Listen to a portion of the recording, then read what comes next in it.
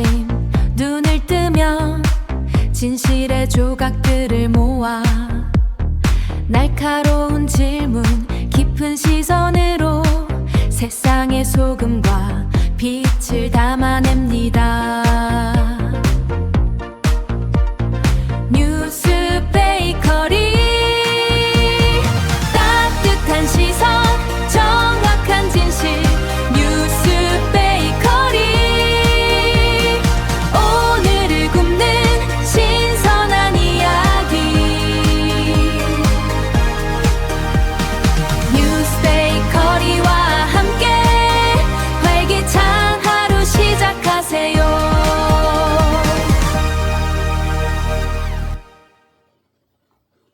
네, 시청자 여러분 안녕하십니까?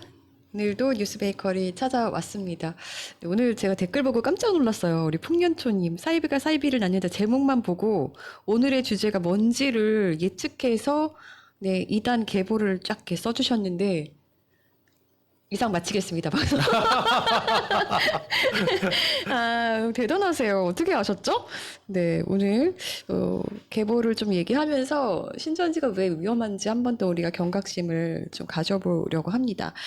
아, 자, 선비님께서 권 기자님 상큼 발랄한 목소리 기대됩니다라고 하셨는데 상큼 발랄하게 해야 되는데 아, 사실 저는 제 목소리가 좀 더 중저음이었으면 좋겠어요. 이게 그냥 이렇게 말할 때 들리는 제 목소리는 조금 더 굵은 것 같거든요. 근데 방송으로 이렇게 나오는 목소리나 전화 목소리 들어보면 제가 이렇게 듣는 것보다 좀 더 하이톤인 것 같은 거예요. 그래서 저는 좀 더 제 목소리가 이렇게 중저음이었으면 좋겠다. 이런 좀 불만을 갖고 있는데, 하여튼, 상큼 발랄하게 봐주셔서, 들어주셔서, 네, 감사합니다. 오늘도 아말피 사랑님, 김성규님도 오셨고요. 네, 김원홍님도 오셨고요. 네, 감사합니다. 에스텔라님 오셨네요. 오늘 에스텔라님, 네, 그 작사곡 준비되어 있습니다. 네, 신혜연님도 목소리 예뻐요. 감사합니다. 네, 희나리님도 오셨고요. 테슬람님? 아, 테슬라 아니라 테슬람님. 감사합니다. 네. 자, 우리 목감피 불러보겠습니다. 목감피. 안녕하세요. 이석 PD입니다. 네, 목소리 진짜 씩씩합니다. 네. 일부러 그렇게 내는 거예요? 첫 스타트는 이제 네. 활기차게. 그러니까 네. 활기차게. 네. 자, 우리 식전빵 갈까요? 네. 내기는 드러기 메인 요리 기다리다 현기 좀 나요 식전빵 따끈하게 드세요.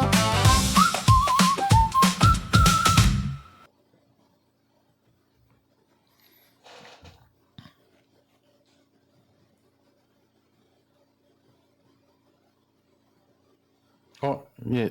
식전빵 준비됐습니다. 네. 네. 아, 제가 이름을 안 읽어드린 분들이 있구나 막 보여가지고 보고 있었어요. 우리 네, 찌이님도 계셨고, 네, 봉평댁 일상님도 계셨고, 김병수님도 계셨고요. 감사합니다. 스콜라님 오셨고요. 자, 들어가 보겠습니다. 네. 국민의힘 어쩝니까? 물론 이제 대법원까지 가봐야 알겠지만 1심에서 징역 1년 6개월. 지금 윤석열의 공직선거법상 허위사실 공표. 네. 그러니까 이게 당선을 목적으로 허위사실을 공표했다. 나는 뭐 김건희와 건진 만난 적이 없다. 요 사실이 이제 허위사실 공표로 1심에서는 그렇게 판단을 해서 네. 징역 1년 6개월에 집행유예 3년을 선고받았고 네. 이것보다도 국민의힘 입장에서는 더 뼈아픈 건 윤석열이야 뭐 지금 형량이 무기징역인데 이거 1년 6개월 더해져 봐야 그리고 집행유예가 무슨 관련이 그게 있겠어요. 네. 근데 397억 원 선거 보전 비용을 지금 반환해야 될 위기에 처한 거잖아요. 이게 큰 거죠. 네. 그렇죠. 자, 그런데 국민의힘이 보유한 자산이 꽤 많아요. 네, 4년 기준으로 네. 1198억 원이나 돼요. 어마어마한데요. 그쵸. 네. 근데 문제가 있습니다. 문제가요? 어떤 문제가 있나요? 이게 대부분이 현금이 아니라 부동산 뭐 토지 이런. 법도 네. 부동산이고요. 네. 현금은 지난해 말 기준으로 116억 정도밖에 없다고 해요. 그럼 팔아야 되는 거잖아요. 그렇죠. 네. 아마 지금 뭐 대출 분할 납부 뭐 이런 것들을 생각하는 것 같은데요. 과거에 그 국민의힘이 그 여의도 중앙당사를 매각 했던 적이 있죠. 있었죠. 차떼기 사건, 네네. 한나라당 시절에 네네. 2004년 차떼기 사건 여몽향으로 인해서 823억 원의 불법 대선 자금을 갚아야 했었기 때문에 네. 이때 이제 당사를 매각했었고 네. 그래서 그때 이제 천막 당사를 그렇게 퍼포먼스 가슴 아프게 가슴 아프게 퍼포먼스 아니었나요? 아니 근데 그때 네. 당시에 어쨌든 근데 뭐 이게 재현될 수도 있는 국민의힘 입장에서는 네. 네. 뭐 이것 때문에 이런 거에 설마 뭐 재판부가 마음이 약해지진 않겠죠? 아니 뭐 그렇진 않겠죠. 그래서도 안 되고요. 네. 이거는 그래서 윤석열의 거짓말 때문인 거잖아요. 우리 어린이 그렇죠. 여러분께 드리고 싶은 얘기가 있습니다. 어린이 여러분 거짓말하면 앙 돼요. 안 근데 돼요. 네. 이게 참 아이러니하게도 윤석열의 거짓말 때문에 여기까지 왔잖아요. 네. 결국은 윤석열이 약속을 지켰습니다. 네, 국힘 접수한 이후에 이놈 땡땡들 개판 치면 당 정말 뽀개버린다라고 한 약속을 지켰습니다. 아, 이 보도가 예전 더 탐사 시절이었죠. 네. 네. 요즘에 이 보도를 많이들 좀 인용을 하나 보죠? 네, 좀 SNS 이런 데 들어가 보면요. 심치 않게 이거 걸개 그림으로 걸면서 윤석열이 약속을 지켰다라고 유튜버들이 많이 이제 인용해서 또 얘기하시더라고요. 네. 그리고 여기에 대해서 이제 홍준표가 발언을 한 것 같은데 네. 이쯤이었으면 윤석열 한동훈 데려와서 한국 보수 정당을 망친 자들은 이제 정치적 책임을 져야 하지 않냐 그들을 떠받치고 여론을 호도한 족벌 언론들도 마찬가지로 책임을 져야 하지 않겠나 그의 부하 내동한 튜버들도 마찬가지 아니야. 튜버. 네. 이제 제발 정신 좀 차려라. 니들 때문에 대한민국이 이 모양 이 꼴이다. 네. 근데 사실은 홍준표도 늦었잖아요. 네. 그렇죠. 네. 네, 다 늦게 꽹과리를 치고 계시지만 당시 같이 있을 때 또 이렇게 하시지 왜 이제 와서 또 이렇게 하시는지. 네. 늦었습니다. 늦었어요. 네. 한동훈 좀 어떻게 해주시면 안 돼요? 윤석열은 이제 네, 약속 지켰는데 한동훈. 네. 네. 자 그리고 44표 차 그 통영시장 선거 재검표 결과가 오늘 발표되나요? 28일 오늘이네요. 네. 네.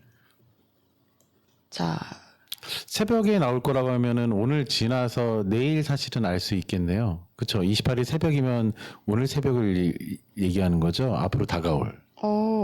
그런가요?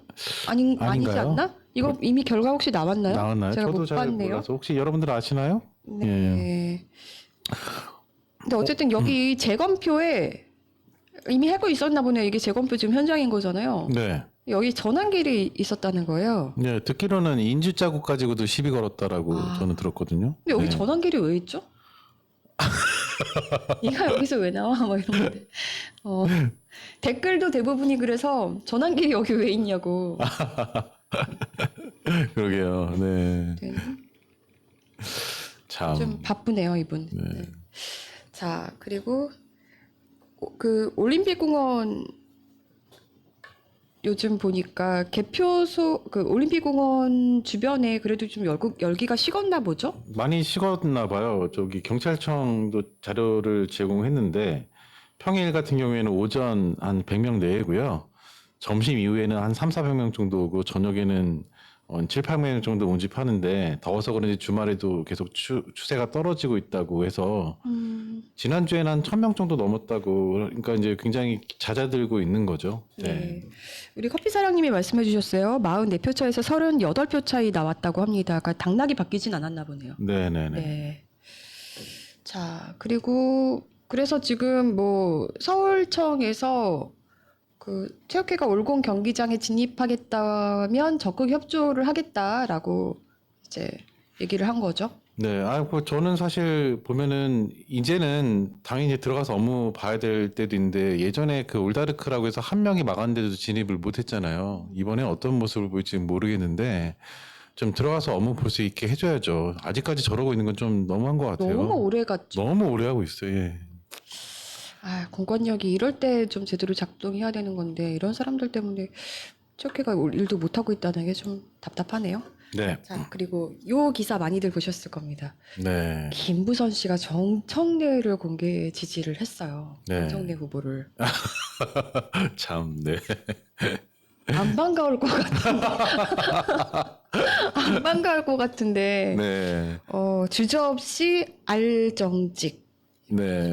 아니 요즘에 정청래 후보가 계속 연여 SNS에 또 얘기하는 게 뭐냐면 뭐 본인이 이제 당대표 때도 이재명 대통령 레임덕 오지 않는다. 더 잘 된다 이런 식으로 계속 얘기하고 있는데 뭐 김우선 씨가 지원군으로 등장했네요. 그래서 우리 보수 언론에서 명성대전 굉장히 선명해졌다 뭐 이런 식의 기사를 냈더라고요. 아 그래요?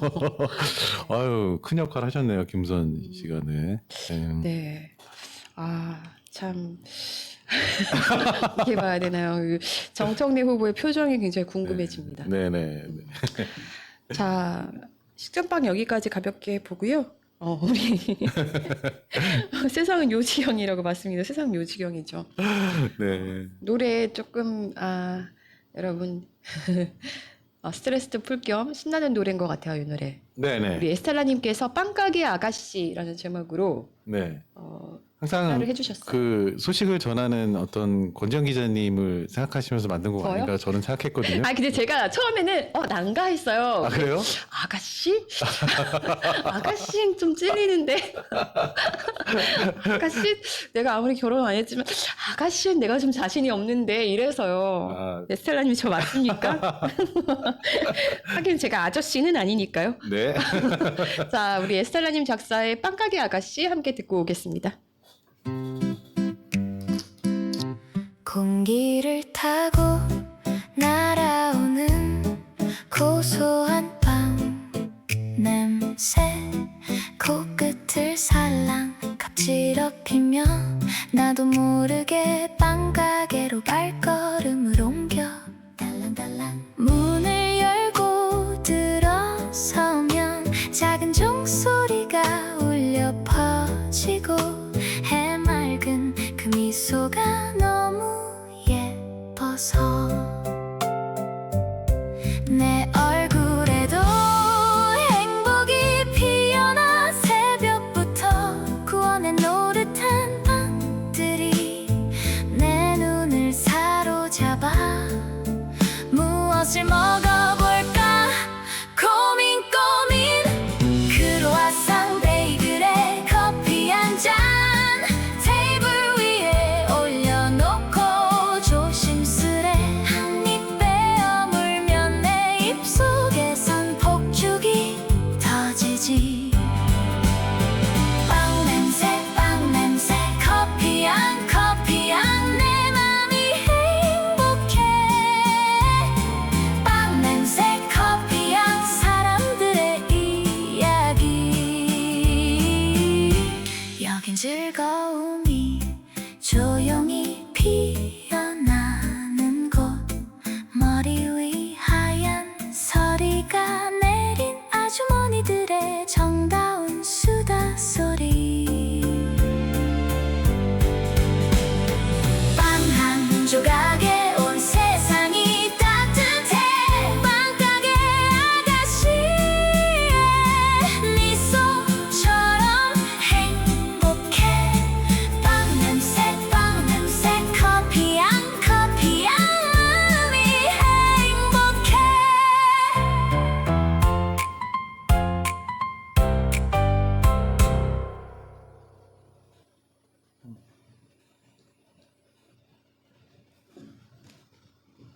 네. 함께 듣고 오셨습니다. 노래 되게 좋네요. 근데 빵 먹는 사람은 지금 본인이에요? 네? 저요? 네. 뭐 그렇진 않은데 왜 저라고 생각하시는지. 아니, 딱 봐도 그런데? 아니에요. 네, 아닙니다. 네. 네. 이게 지금 통영선거 같은 경우는, 네. 당락에 변화가 없었잖아요. 네. 네, 그래서 이게 원래 그 천연기 국민의힘 후보가 제기한 재검표였는데, 네. 여전히, 아주, 6표 차이 44표에서 38표인가요? 그러면 네, 강선주 당선인이 여전히, 네. 네, 이제 통영시장을 이어가는 것으로 네. 이렇게 결론이 났습니다. 저는 하나 걱정이었던 게 이것 때문에 진짜 만약에 당락이 바뀌었다. 그러면 이제 전환기 같은 사람들이 전국적으로 다 하자고 했을 다 거예요. 하자 그랬을 거예요. 네. 아, 돈 네가 내라. 네. 아무튼 뭐 그럴 뻔도 했는데 뭐 좀 시끄러울 뻔했는데 이렇게 음. 정리가 됐습니다. 네. 자, 메인 브레드 들어갑니다. 네.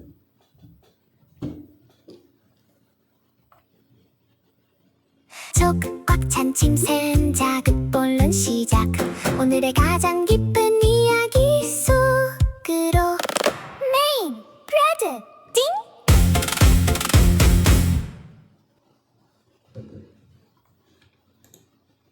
네, 우리 메인 브레드 시간입니다.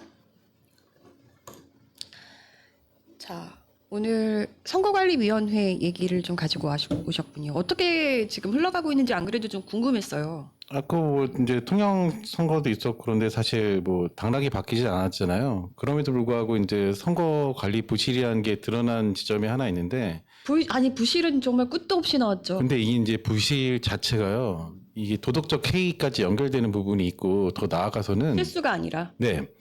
이 실수가 아니라 도덕적 해이예요. 그다음에 이번 이 선거관리 부실 사태가 투표용지 부실 사태로까지 이어지는 연결 지점도 있다라는 분석도 나왔고요. 심지어 이것 때문에 또 부정선거론자들이 이걸 이용해서 부정선거다라고 계속 주장하는 하는 측면도 있어서 이런 내용들이 어떻게 흘러가고 있는지 좀 살펴보고자 이제 기사를 좀 준비를 했습니다. 네, 네. 볼까요? 참 네. 답답한데 하나하나 보겠습니다. 네. 음.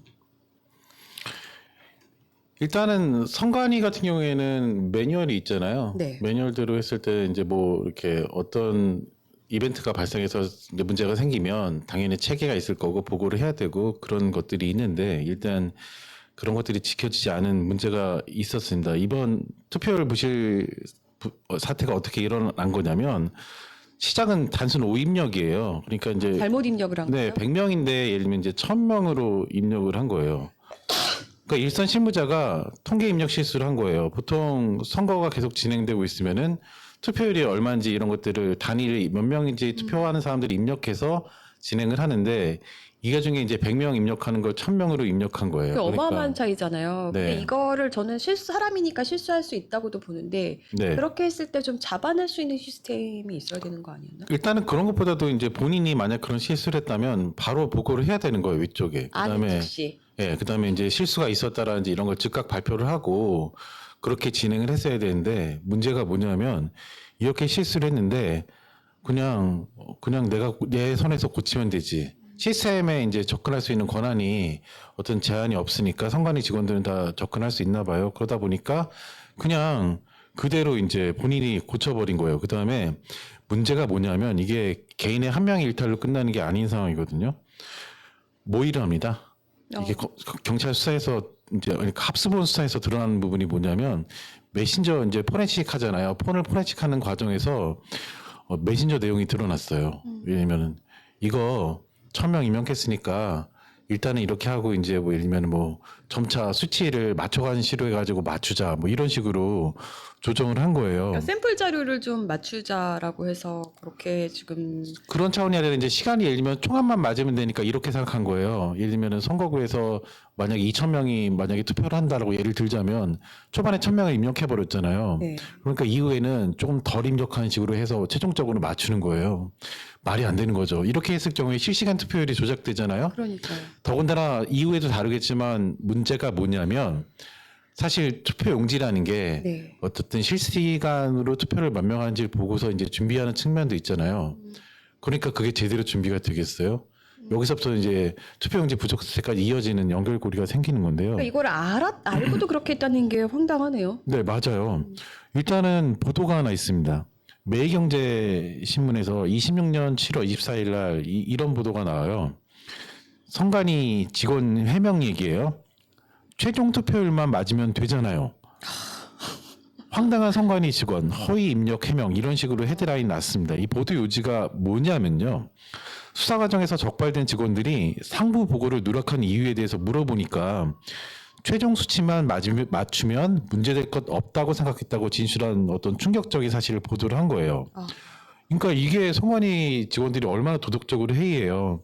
어떤 과정의 투명성이나 그런 절차적 정당성보다는요. 당장의 결과적 수치를 짜맞추기에 급급한 어떤 전형적인 행정 편의주의에 이제 물들어 있는 거잖아요. 네. 그러니까 이거 좀 굉장히 이해할 수 없네요. 그리고 네. 이런 해명도 얼마나 그동안에 안일하게 해오면서 마음대로 해왔을지를 좀 가늠하게 그렇죠. 가늠해볼 수 있는 답변인 것 같아요. 심지어 아까도 말씀드렸지만 이 사내 메신저 관련해서 상부 보고 없이 전산 통계를 임의로 조정하기로 모의했다는 보도들도 네. 중앙일보 7월 23일자 보도나 동아일보 7월 23일자 보도에 나왔어요. 이 방식이 이제 뭐냐면 초과 입력된 수백 수천 명의 허수 투표자를 덜어내려고요. 네. 이게 인근 다른 투표소 있잖아요. 네. 인근의 다른 투표소의 여러 곳의 임의의 숫자를 쪼개 맞춰서 추가 입력하는 방식을 택한 거예요. 그러니까 한 곳의 투표소뿐만 아니라 주변 투표소까지 이제 임의로 숫자를 다 맞추는 방식으로 간 거예요. 네. 그러니까 이게 보면 시간이 지나서 실제로 투표자가 늘어났는데 그 오차만큼 보정되니까 전체 투표율이 맞춰지는 걸 노리는 어떤 치밀한 진짜 계획적인 은폐 수법인 건데 이게 이렇게 해서 투표율만 맞추면 끝나는 게 아니잖아요. 네. 이게 나중에는 투표용지 부족 사태로 이어지는 측면들이 결국은 발생했고 진짜 대단한 엄청난 사태가 이렇게 일어난 건데 이거 쉽게 얘기하면 이렇게 비견할 수도 있어요. 그 나비 효과라고요. 네. 별거 아니라고 생각해서 했는데 엄청난 태풍이 인 거죠. 네. 다음 슬라이드 볼게요. 네. 일단 이게 어떻게 발견된 거냐면요. 일단은 부정선거 관련해서 합수본이 이제 결성되고 이제 조사를 하고 있었잖아요. 근데 이제 검경 합수본이요. 폰을 포렌식하는 과정에서 사실은 이 정황이 발견된 거예요. 메신저 내용이 이제 봤잖아요. 이거 뭐지 해가지고 메신저 내용이 있었던 그날 실제로 투표율을 조사해봤더니 거기서부터 문제가 생긴 거예요. 그걸 오히려 역으로 찾아낸 그런 부분인데 그래서 이제 26년 7월 23일 날요 보도가 이제 여러 언론에서 뿌려진 그런 시점인데 중앙선관위 및 강남 3구하고 경기 지역 선관위에 대해서 전격 압수수색을 단행을 합니다. 네. 그래서 이게 단순한 행정 부실을 넘어서 범죄 수사로 이제 급반전되는 그런 상황인 건데요. 퍼졌네요. 네. 그래서 합수본이 중앙선관위하고 경기도 선관위 실무자를 피의자로 입건을 했어요. 네.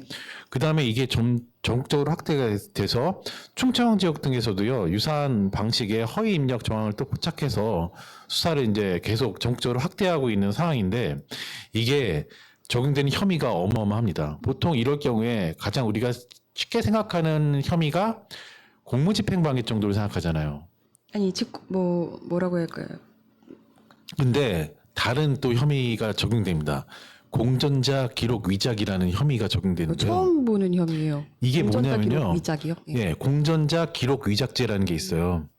사무 처리를 그르치게 할 목적으로 공무원이나요, 공무소의 전자기록을 위작하거나 변작하는 범죄를 얘기하는 건데요. 이제 공무원이나 이제 공공기관에 종사하는 사람이 네. 쉽게 얘기하면 기록을 조작했을 경우에 적용하는 범죄예요. 이게 일단 말씀드리면 약간 뭐 사문서 위조보다 조금 더 뭔가 그렇죠. 센. 네, 이게 어느 정도냐면요. 그러니까 예를 쉽게 얘기하면 이런 거예요. 문서를 공무원이 위조하면 적용받는 범죄예요. 그런데 이거는 벌금형이 없어요. 그래요? 보통 벌금형을 때리고 이렇게 양형을 하잖아요. 근데 벌금형 자체가 없고요. 10년 이하의 징역만 딱 표시돼 있는 거예요. 그러니까 더군다나 이런 공전자 기록 위작죄를 적용받게 되면요. 형사처벌 말고도요. 해임, 파면 이런 신분상 불이익도 갑니다. 그러니까 인생이 끝장나는 거예요. 이게 얼마나 이 사태가 심각한지 알 수 있죠. 보통은 공무집행방해를 거는데 공전자 기록 위작까지 이제 혐의를 적용하고 있는 거예요. 그 상황이 굉장히 심각한 거죠. 네. 다음 슬라이드 볼게요. 예. 그래서 일단은 이 투표 용지 같은 경우에 지금 투표율을 조작했는데 이게 아까도 말씀드렸지만 나비 효과로 투표 용지 대란까지 불러왔다라는 얘기가 나오고 있어요. 현재 이제 수사에서 규명돼야 될 핵심 의혹 중에 하나가 뭐냐면 투표율 통계 조작이 선거 당일 전국을 덮친 투표용지 부족 사태와 직접적인 인과관계가 있는지를 알아보고 있는 거예요. 그러니까 이게 보면요. 가능성이 높다고 보는 측면이 뭐냐면 선관위 투표용지나 인력 지원 시스템이요. 그 어떤 시간대별 투표율 등을 현장 상황을 기반해 가지고 이제 운영하는 거잖아요. 그렇죠. 이게 이제 영향을 줬다고 이렇게 보는 거고요. 아니 마- 사실 이게 말이 안 되는 게 네. 결과만 맞으면 되잖아요라고 한다면은 왜 우리가 선거날 하루 종일 그 투표 용지 그 공개되는 거대로 계속 방송하잖아요. 그렇죠. 왜 사람들도 지켜보고 또 있겠어요? 그거에 맞춰서 투표 안 하는 분들이 아무래도 가야겠다 뭐 이렇게 생각할 수도 있고 그렇게 가는데 갑자기 이런 거예요. 오전에 1,000명이 짧은 시간에 투표했는데 오후에 갑자기 3명밖에 투표를 안 하는 거예요. 그러면 합수본에서 당연히 수상하게 보지 않겠어요? 이거 왜 이렇지? 실제로 보면 사람들이 아무리 투표를 안 한다고 해도 그 투표율이라는 게 일정 부분에 상승해서 올라가는 측면이 있단 말이에요. 아무리 급박하게 올라가도 상승률이라는 게 있는데 이게 갑자기 확 오후에 대해서 오히려 다운된다면 의심받을 수 있는 거죠. 아니 그건 네. 다운될 수가 있는데 본인들이 그 결과치를 맞추기 위해서 조작을 했다는 게 그리고 거기에 근데 그 대해서 다운되는 수치가요, 상식을 뛰어넘는 수준으로 다운되니까 문제인 거예요. 이게 그래서 발각된 거거든요. 그러니까 거기에 네네. 대해서 별로 문제의식도 느끼지 않는다는 게 진짜 큰 문제인 것 같습니다. 이게 어떤 식으로 되냐면 지역 선관위에서 투표율을 입력하면요, 중앙 시스템이 이 투표소를요, 이제 투표 데이터를 다 받는 식으로 돼 있는 거예요. 근데 중앙 시스템이 이런 식으로 허위 투표자 수가 분산된 데이터를 받으면 어떻게 되냐면 투표자 폭증 지역 내지는 투표자가 그렇게 아주 하락하는 지역으로 오인할 수 있는 거예요. 네. 투표자가 폭증 지역으로 됐으면은 만약에 예를 들면 이런 거예요. 투표용지가 오전에 그걸 감당했잖아요. 그럼 오후에 어떻게 되겠어요? 필요 없다라고 판단할 수 있죠. 그러니까 그럼 이제 투표용지 부족 사태로 이어지는 그러니까 이렇게 거예요. 오입력을 하면서 투표용지까지 이어진 거다. 네, 그런 이제 얘기가 있어요. 그래서 이제 그 부분도 영향을 미쳤을 수 있겠다. 그렇죠. 그러니까 이게 그래서 이렇게 대참사로 만약에 이어졌다라는 게 더 얘기가 나오기 시작하면요. 정말 선관위는요. 도덕적 해이를 넘어가지고요. 진짜 무소불위의 어떤 진짜 그런 행위를 했던 거예요. 예, 네. 지금 사실 선관위의 부시 정말 끝없이 나왔잖아요. 네. 저는 이제 더는 나올 게 없겠지. 아, 했거든요. 저도 그렇게 생각했어요. 이제 더는 나올 게 진짜. 없겠지. 네. 근데 어쩌면 정말 이분들이 간이 배 밖으로 나왔네요. 근데 이게 문제가 또 있습니다. 또 있어요? 뭐냐면 이걸 가지고요. 다음 슬라이드 보면요. 부정선거 음모론자들이 이걸 이용해 가지고요. 또 허위 주장을 양산해서 막 얘기하기 시작해요. 건수 잡았죠. 이거. 네. 그래서 그 상황을 세 가지로 좀 정리를 해봤어요. 첫 번째는요. 그 투표율 조작을요. 득표율 조작으로 치환을 해버려요. 아, 이게 제일 큰 문제잖아요. 네. 그러니까 개념을 혼동시켜 버리는 거죠. 이거는 예를 들면 개발사가 얘기하는 것처럼 이런 식으로 그 주제를요. 테마를 던져버리면 끝나는 거거든요. 이후에는요. 아니면 말고 뭐 이런 식으로 가지만 처음에 던진 주제는 계속 남잖아요. 그러니까 선관위가 전산망을 조작한 것이 검찰 수사로 공식 증명됐다. 이런 식으로 얘기하면서 네. 통계망에 이제 단순 사실 투표율을 건드리는 그런 사건이잖아요. 이거를요. 득표소 조작인 것처럼 당락을 가는 득표소 조작인 것처럼 은근슬쩍 치환해버리는 거예요. 아까 전제가 어때요? 선관위가 전산망을 조작한 것이 검찰 공식 수사로 증명됐다. 이것만 딱 들으면 어떻게 돼요? 이거 득표율 조작됐구나 이런 식으로 넘어가면서 이렇게 양산되잖아요. 이런 문제가 있는 거고요. 그 다음에 두 번째는요. 단순 오타 은폐를요. 사전 기획된 유령 투표로 둔갑시켜요. 처음에 실수해서 네. 시작된 건데 이거는 기획된 거다. 누군가가 위해서 지령을 내려서 맞습니다. 할 거다라고 네, 하는 네. 거예요. 그래서 100명을 이런 식으로 또 얘기합니다. 실무진이 100명을 1000명으로 잘못 입력한 뒤 질책을 피하려고요. 900명을 다른 투표소에 분산 범행한 거잖아요. 이거를 사전에 치밀하게 밑작업을 해서 오히려 더 확대해요. 뭐냐면 유령 투표자 수량을 미리 준비했다라고 음모를 꾸미는 거예요. 네. 그러다 단속에 걸리니까 그냥 훅 뿌린 거라고 이런 식으로 거짓말을 하는 거예요. 사전 기획됐다. 아, 이런 식으로 얘기를 하고요. 그 다음에 굉장히 자극적인 단어를 선택합니다. 이게 일명 단내리기 전략이라고 해요. 네. 부정선거론자들이요. 수사기관이 발표하는 압수수색, 공전자 기록 위작, 사내 메신저 공모 등을 자극적인 공식 키워드만 싹 뽑아요. 그래서 선거 결과에는 영향이 사실 없는 그런 핵심 맥락이 있는데 그걸 무시하고요. 자신들의 기존 부정선거 주장이 모두 사실로 밝혀진 것처럼 과대포장을 막 하는 거죠. 그래서 결국 종국에 이걸 주장합니다. 선거 결과 전체가요. 원천 무효다. 그리고 전면 재검토해야 된다. 뭐 본인들이 주장하는 거로 이어지는 거예요. 근데 사실 보면은 이 지금까지 득표율 문제 생겼던 것들이 개표 결과에 영향을 미친 정황이 확인된 것도 없는데 이런 식으로 계속 얘기를 하는 거고요. 그다음에 이것도 전산망 문제로 이어서 얘기를 해요. 전산망 접근이 확인됐으니까 전자개표기 등 전산을 믿을 수 없다고. 근데 실제로요. 투표를 할 때 어때요? 현장에서 CCTV 수십 개 달려 있고 거기에 부정선거론자들조차 와서 감시하잖아요. 본인들도 들어가지고. 그렇죠. 그러니까 그 상황에서는요. 전산 통계하고 이건 별개의 문제인 거예요. 그러니까 다수 참관이나 물리적 감시가 이렇게 있는 상태에서 실물 투표지 수개표 절차를 하고 있는데 이 부분에 부정선거가 있을 수는 없단 말이에요.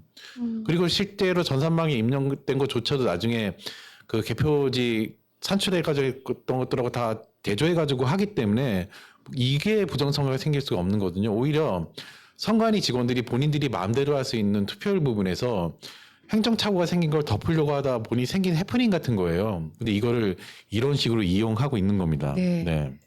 참. 그래서 이게 보면 이렇게 좀 얘기가 돼야 될 것 같은데 뭐냐면 이 사실 가장 생겼던 문제가 뭐냐면 선관위 직원들이요. 데이터에 마음대로 쉽게 접근해가지고 이거를 마음대로 이렇게 다룰 수 있었다는 것 자체가 문제잖아요. 그러니까 데이터 수정 시에는요, 이 복수관리자 교차검증 시스템을 해야 된다고 생각이 드는 거예요.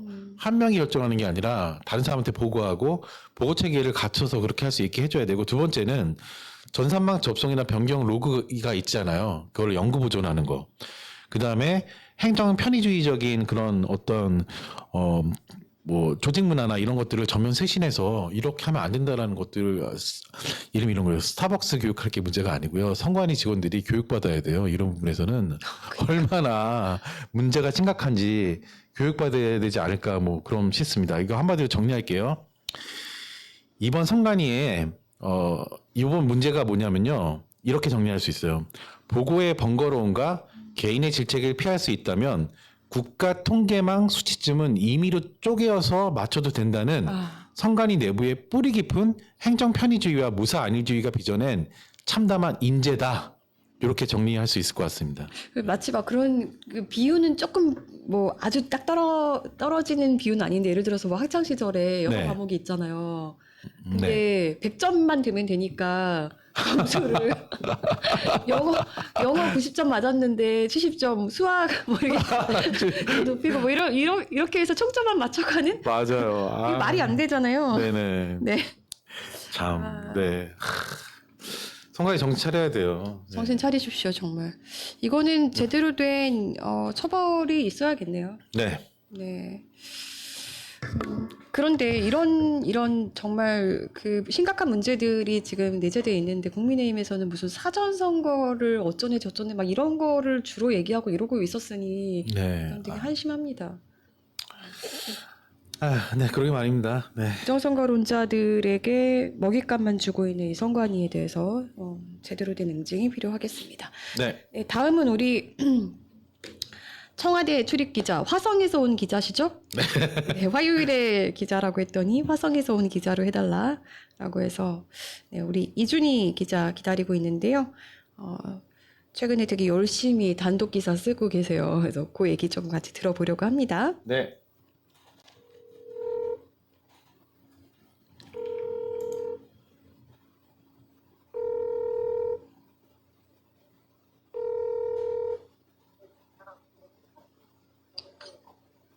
이준희 기자님.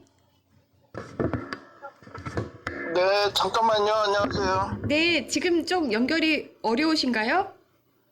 여보세요? 네네. 네, 안녕하세요. 네, 지금 가능하신가요, 통화? 네, 네, 아, 네네. 잘 지내고 계시죠? 네. 네. 네, 우리 여러 가지 좀 얘기를 같이 해보려고 하는데요. 일단은 경찰 지난 7월 20일에 경찰 특수본이 권익위를 압수수색했잖아요.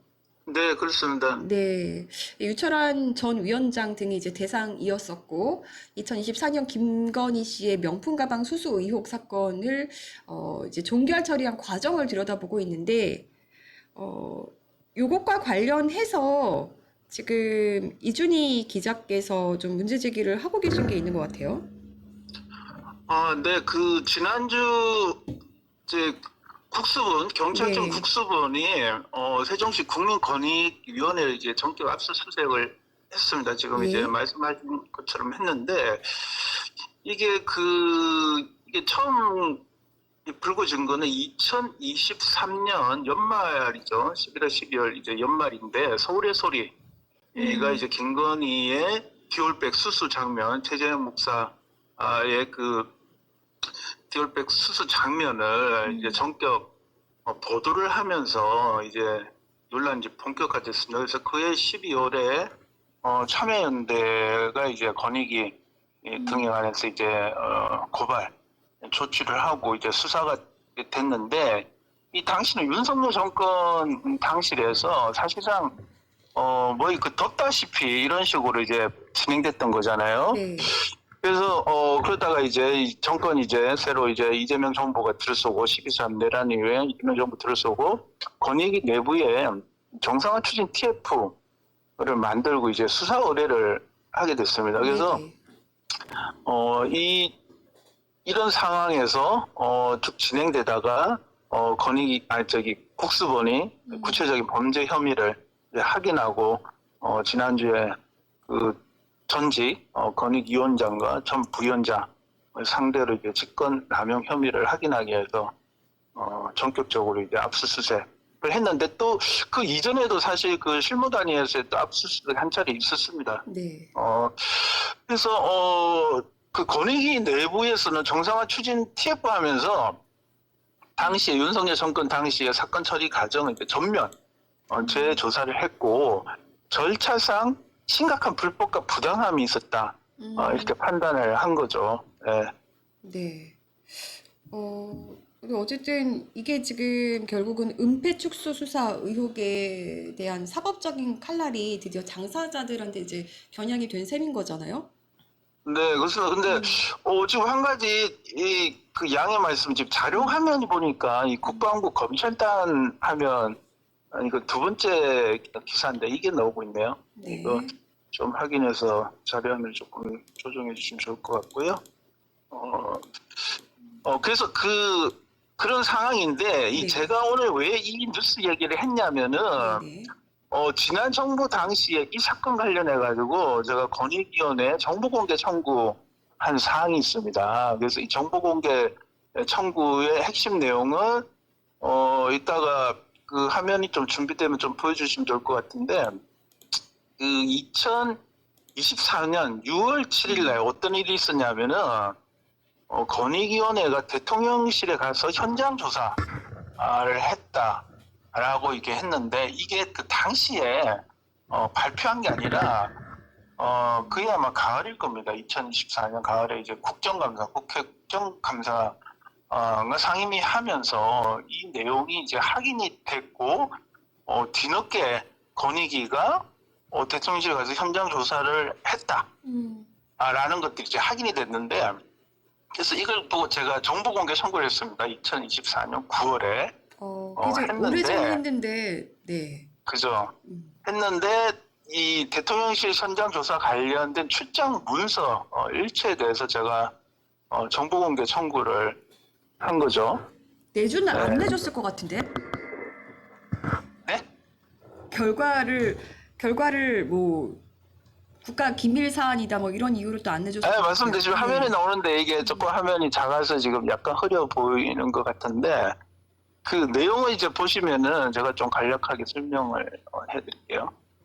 앞서 그 뉴스 관련된 이제 뉴스 자료 화면이 나간 것 같고요. 이 보면 이제 이 내용 제가 어떤 내용을 정보 공개 청구를 했냐면은 6월 7일 2024년 6월 7일 대통령실 방문 현장 조사 관련해서 다음 문서를 공개해 주시기 바랍니다 했고 네. 대통령실 방문 현장 조사 출장 계획서 그러니까 공무원들이 출장을 가면 출장 계획서가 있을 거 아니에요. 그렇죠. 그리고 출장 복명서가 있고 그리고 현장 조사의 이제 출장자 누가 갔는지 직책 그 명단 그렇죠. 그리고 뭐 공무 차량 이동했을 거 아니에요. 그런 기록도 있을 거고. 그렇습니다. 그리고 출장 비용, 뭐 소요 예산, 그리고 출장 출발지, 경유처, 도착지, 뭐 복귀지, 그리고 이동한 그 교통편까지 이제 구체적으로 물었습니다. 그리고 또 하나는 이제 핵심적인 건데 그 대통령실 현장 방문 조사의 그 출장 목적 및 현장 조사 내용까지 포함해서 정보공개 청구를 했는데 결과는 법령상 비밀이기 때문에 비공개한다. 이렇게 통보가 왔습니다. 그래서 보면은 여러 가지가 이유가 있는데 뭐 일반적인 뭐 중선이 뭐 대통령 등등 그 조항이 있고 또 하나는 그 공공기관 정보에 관한 법률 중에 이제 부정청탁 및 검부수수 부패방지법 등등 이게 있습니다. 근데 이 조항이 저는 약간 의문스러운 게 참여연대가 고발을 한 부분은 나중에 보도를 통해서 알려진 겁니다. 알려졌고 제가 공개 청구를 한 거는 예를 들어 이 사건에 관한 내부 고발자나 또는 고발자의 인적 사항이나 누구인지 뭐 등등 그런 것들을 공개해달라고 한 게 아니라 이 사건 조사를 대통령실 현장 조사를 간 공무원들하고 출장 목적 이런 것들을 공개해달라고 한 거거든요. 여기 비공개 조항을 들이댄 이유가 저는 좀 납득이 안 가더라고요. 실제로 조사를 제대로 했는지가 사실 궁금하셨던 거잖아요. 그죠. 핵심은 그거죠. 출장 목적과 그리고 출장 목적을 달성했는가. 그러면 달성해서 그 결과 내용은 무엇인가 이거잖아요. 거기 누가 갔고 뭐 어떤 교통편을 했고 언제 출발해야 도착했다. 이건 사실상 부차적이고 부수적인 거고. 그래서 비공개를 하니까 제가 또 뭐 그냥 끝날 사람이 아니잖아요. 그렇죠. 또 이의신청 그래서 하셨겠죠. 이 신청을 하고 또 별도로 그러면 건의위원 이 건의위의 정보공개 심의위원 명단을 이제 공개해달라고 청구를 한 거예요. 네네. 청구를 했는데 이 부분은 이제 부분 공개를 한 겁니다. 네. 그러니까 비공개한 사항은 뭐냐면은 외부심의위원회 인적 사항 그러니까 어디 소속 뭐 이름 등 이런 것들이 이제 비공개를 한 건데 부분 공개한 내용을 이제 화면에서 좀 확인해 두면요 보시면은 심의위원이 7명이더라고요. 네. 네, 이거 굉장히 7명. 중요한 사안이네요. 그래도 네. 이거는 어떻게 공개를 했네요. 근데 이거 에피소드가 있습니다. 제가 제 기억이 정확치는 않는데 네. 그걸 2년 전의 일이라서 이걸 청구해 놓고 나서 이 결과를 제가 봤는지 안 봤는지 기억이 안 나더라고요. 그래서 제가 지금 이 뉴스를 전하고 이 정보공개심의회 위원 명단을 지금 보여드리는 거는 최근에 제가 명확하게 인지하고 확인했어요. 그래서 왜 그렇게 됐냐면은 그 청구한 때가 10월이었거든요. 그래서 결과가 아마 10월 말이나 11월 뭐 나오겠는데 그 사이에 뭐 이러저러한 일들이 있고 그리고 12.3 이제 또 비상계엄이 있었잖아요. 그러면서 제가 아마 이거를 잠깐 놓쳤던 것 같아요. 그래서 보시면은 내부위원 2명 그리고 외부위원 5명 이렇게 나와 있는데 외부위원의 그 구체적 이름이나 뭐 소속 이런 데는 비공개를 했잖아요. 근데 보면 변호사 3명, 교수 2명 이렇게 나와 있잖아요. 그렇죠. 그리고 내부위원이 중요합니다. 내부위원 보시면 이게 안준호 기획조정실장, 김정대 청년 정책총괄 과장 네. 이렇게 나와 있는데 딱 보면 감이 오지 않으십니까? 왜 그 처음에 그 6월 7일 대통령실 현장 방문 조사와 그 내용을 공개해 달라고 했을 때 비공개했는지 저는 이거 딱 보니까 감이 오더라고요. 그 안준호 당시 기획조정실장 그리고 김정대 청년 정책 총괄 과장은 사실상 이 건의기에서 핵심적 역할을 하는 그런 간부들이거든요. 네. 그 이분들은 아마도 직접적으로 건의위원장 또는 상급자의 지시나 명령에 따라 가지고 움직일 수밖에 없는 그런 분들이잖아요. 그렇죠. 결국 유철안이다 뭐 이렇게 좀 추정이 되는 건가요? 뭐 그렇게 직접적으로 바로 이렇게 직선으로 연결하기는 좀 그렇지만 이분들이 상당히 핵심적이고 중요한 역할을 하기 때문에 이 당시에 정보 공개 청구를 한 것에 대해서 비공개하는데 결정하는데 저는 거의 큰 영향을 미치지 않았을까 그런 의구심이 생기더라고요. 네. 네, 어쨌든 뭐 지금 이게 2024년도에 정보공개 청구를 해서 이렇게 뭐 정보공개 심의회 위원 명단 정도 이제 받으신 거고 이때 현장 조사가 적법하게 진행이 됐는지 여부는 지금 뭐 비공개라면서 안 준 거잖아요. 근데 정권이 바뀌었으니까 지금 한번 다시 해보면 어떨까 싶기도 합니다. 제가 그 생각도 했습니다. 그래서 다시 한번 이 정보공개 청구를 하면 어떻게 될까 하는데 이게 정보공개법이에요. 이게 조금 뭐랄까 이를테면 같은 내용을 가지고 같은 사람이 한 경우에는 이미 네. 했기 때문에 이거 받아들이지 않는 아, 그래요? 그럼 그런 제가 한번 규정이더라고요. 그래서 제가 한번 제 생각에는 우리 권지영 기자께서 이 내용을 조금 뭐 이렇게 문구를 바꾸는 조정해서 한번 해보면 어떤 결과가 나오는지 한번 해보면 좋지 않을까 그런 생각이 들었습니다. 그래서 네. 당시 이러한 역할을 했던 이 외부 변호사나 교수분들은 뭐 누군지를 알 수 없는데 내부위원 2명은 그 뒤에 어떻게 됐나? 제가 이제 또 약간 이제 온라인 취재를 해보니까 이 안준호 기획조정실장은 현재 행정안전부 지방자치인재개발원장으로 승진해서 재직 중이더라고요. 네. 그리고 김정대 전 청년정책총괄과장 당시 이분은 동명이인일 수도 있지만 일단은 건의기에서 그 직원 명단을 검색해 보니까 운영지원과장으로 이제 김정대라는 분이 나오던데 아마 같은 분이 아닐까라는 생각은 합니다. 뭐 정확히 확인해 봐야겠지만 그래서 이분들이 그러한 역할을 했던 분들이 현재 무엇을 하고 있는가 중요하잖아요. 이분들 다 중요하죠. 거기 핵심 부서 또는 승진해가지고 다시 하고 있는데 김건희의 디올백 사건이 불거지고 건의기에 그 당시 대응을 보면은 국민적 집단 비판을 받았잖아요. 그렇죠. 예. 거기다가 그래서 네, 맞습니다. 말씀하세요. 그래서 이제 결론을 말씀드려야 되는데 지금 경찰 국수본이 그래서 건의기에 당시 디올백 관련해 가지고 건의기 위원장, 뭐 부위원장 등을 이제 수사를 하고 있는데 이 직권남용 혐의뿐만 아니라 이 당시에 이 내용들이 정보공개 청구한 내용들이 공개가 됐다라면 저는 이 사안에 관해서 조금 더 투명하고 더 깊이 들어갈 수 있는 그런 부분이 있었다라고 저는 생각하는데 안 됐잖아요. 네. 그래서 이걸 비공개 결정안을 당시에 기획하고 이 통과시킨 실무 간부 라인들이 혹시라도 상급자나 또는 당시 정권의 코드에 맞춰가지고 일을 한 것인지 이건 의혹입니다. 또는 외부에 또 부당한 압력이나 지시가 있었는지 이 부분을 이 국수본이 반드시 조사해서 규명해야 되지 않을까라는 차원에서 오늘 이 뉴스를 제기를 하게 된 것입니다. 네, 맞습니다. 게다가 또 김건희 씨 그 명품 가방 수수 의혹 관련해서 이 종결 처리를 권익위가 이렇게 해버리면서 굉장히 좀 열심히 일하시던 공무원 한 분께서 목숨을 스스로 끊는 안타까운 사안까지도 이어졌던 거잖아요. 네, 이게 그렇습니다. 그냥 흐지부지하게 끝나서는 안 되겠습니다. 또 이준희 기자께서 또 이런 거를 잘 이렇게 챙겨주셨었네요. 감사합니다.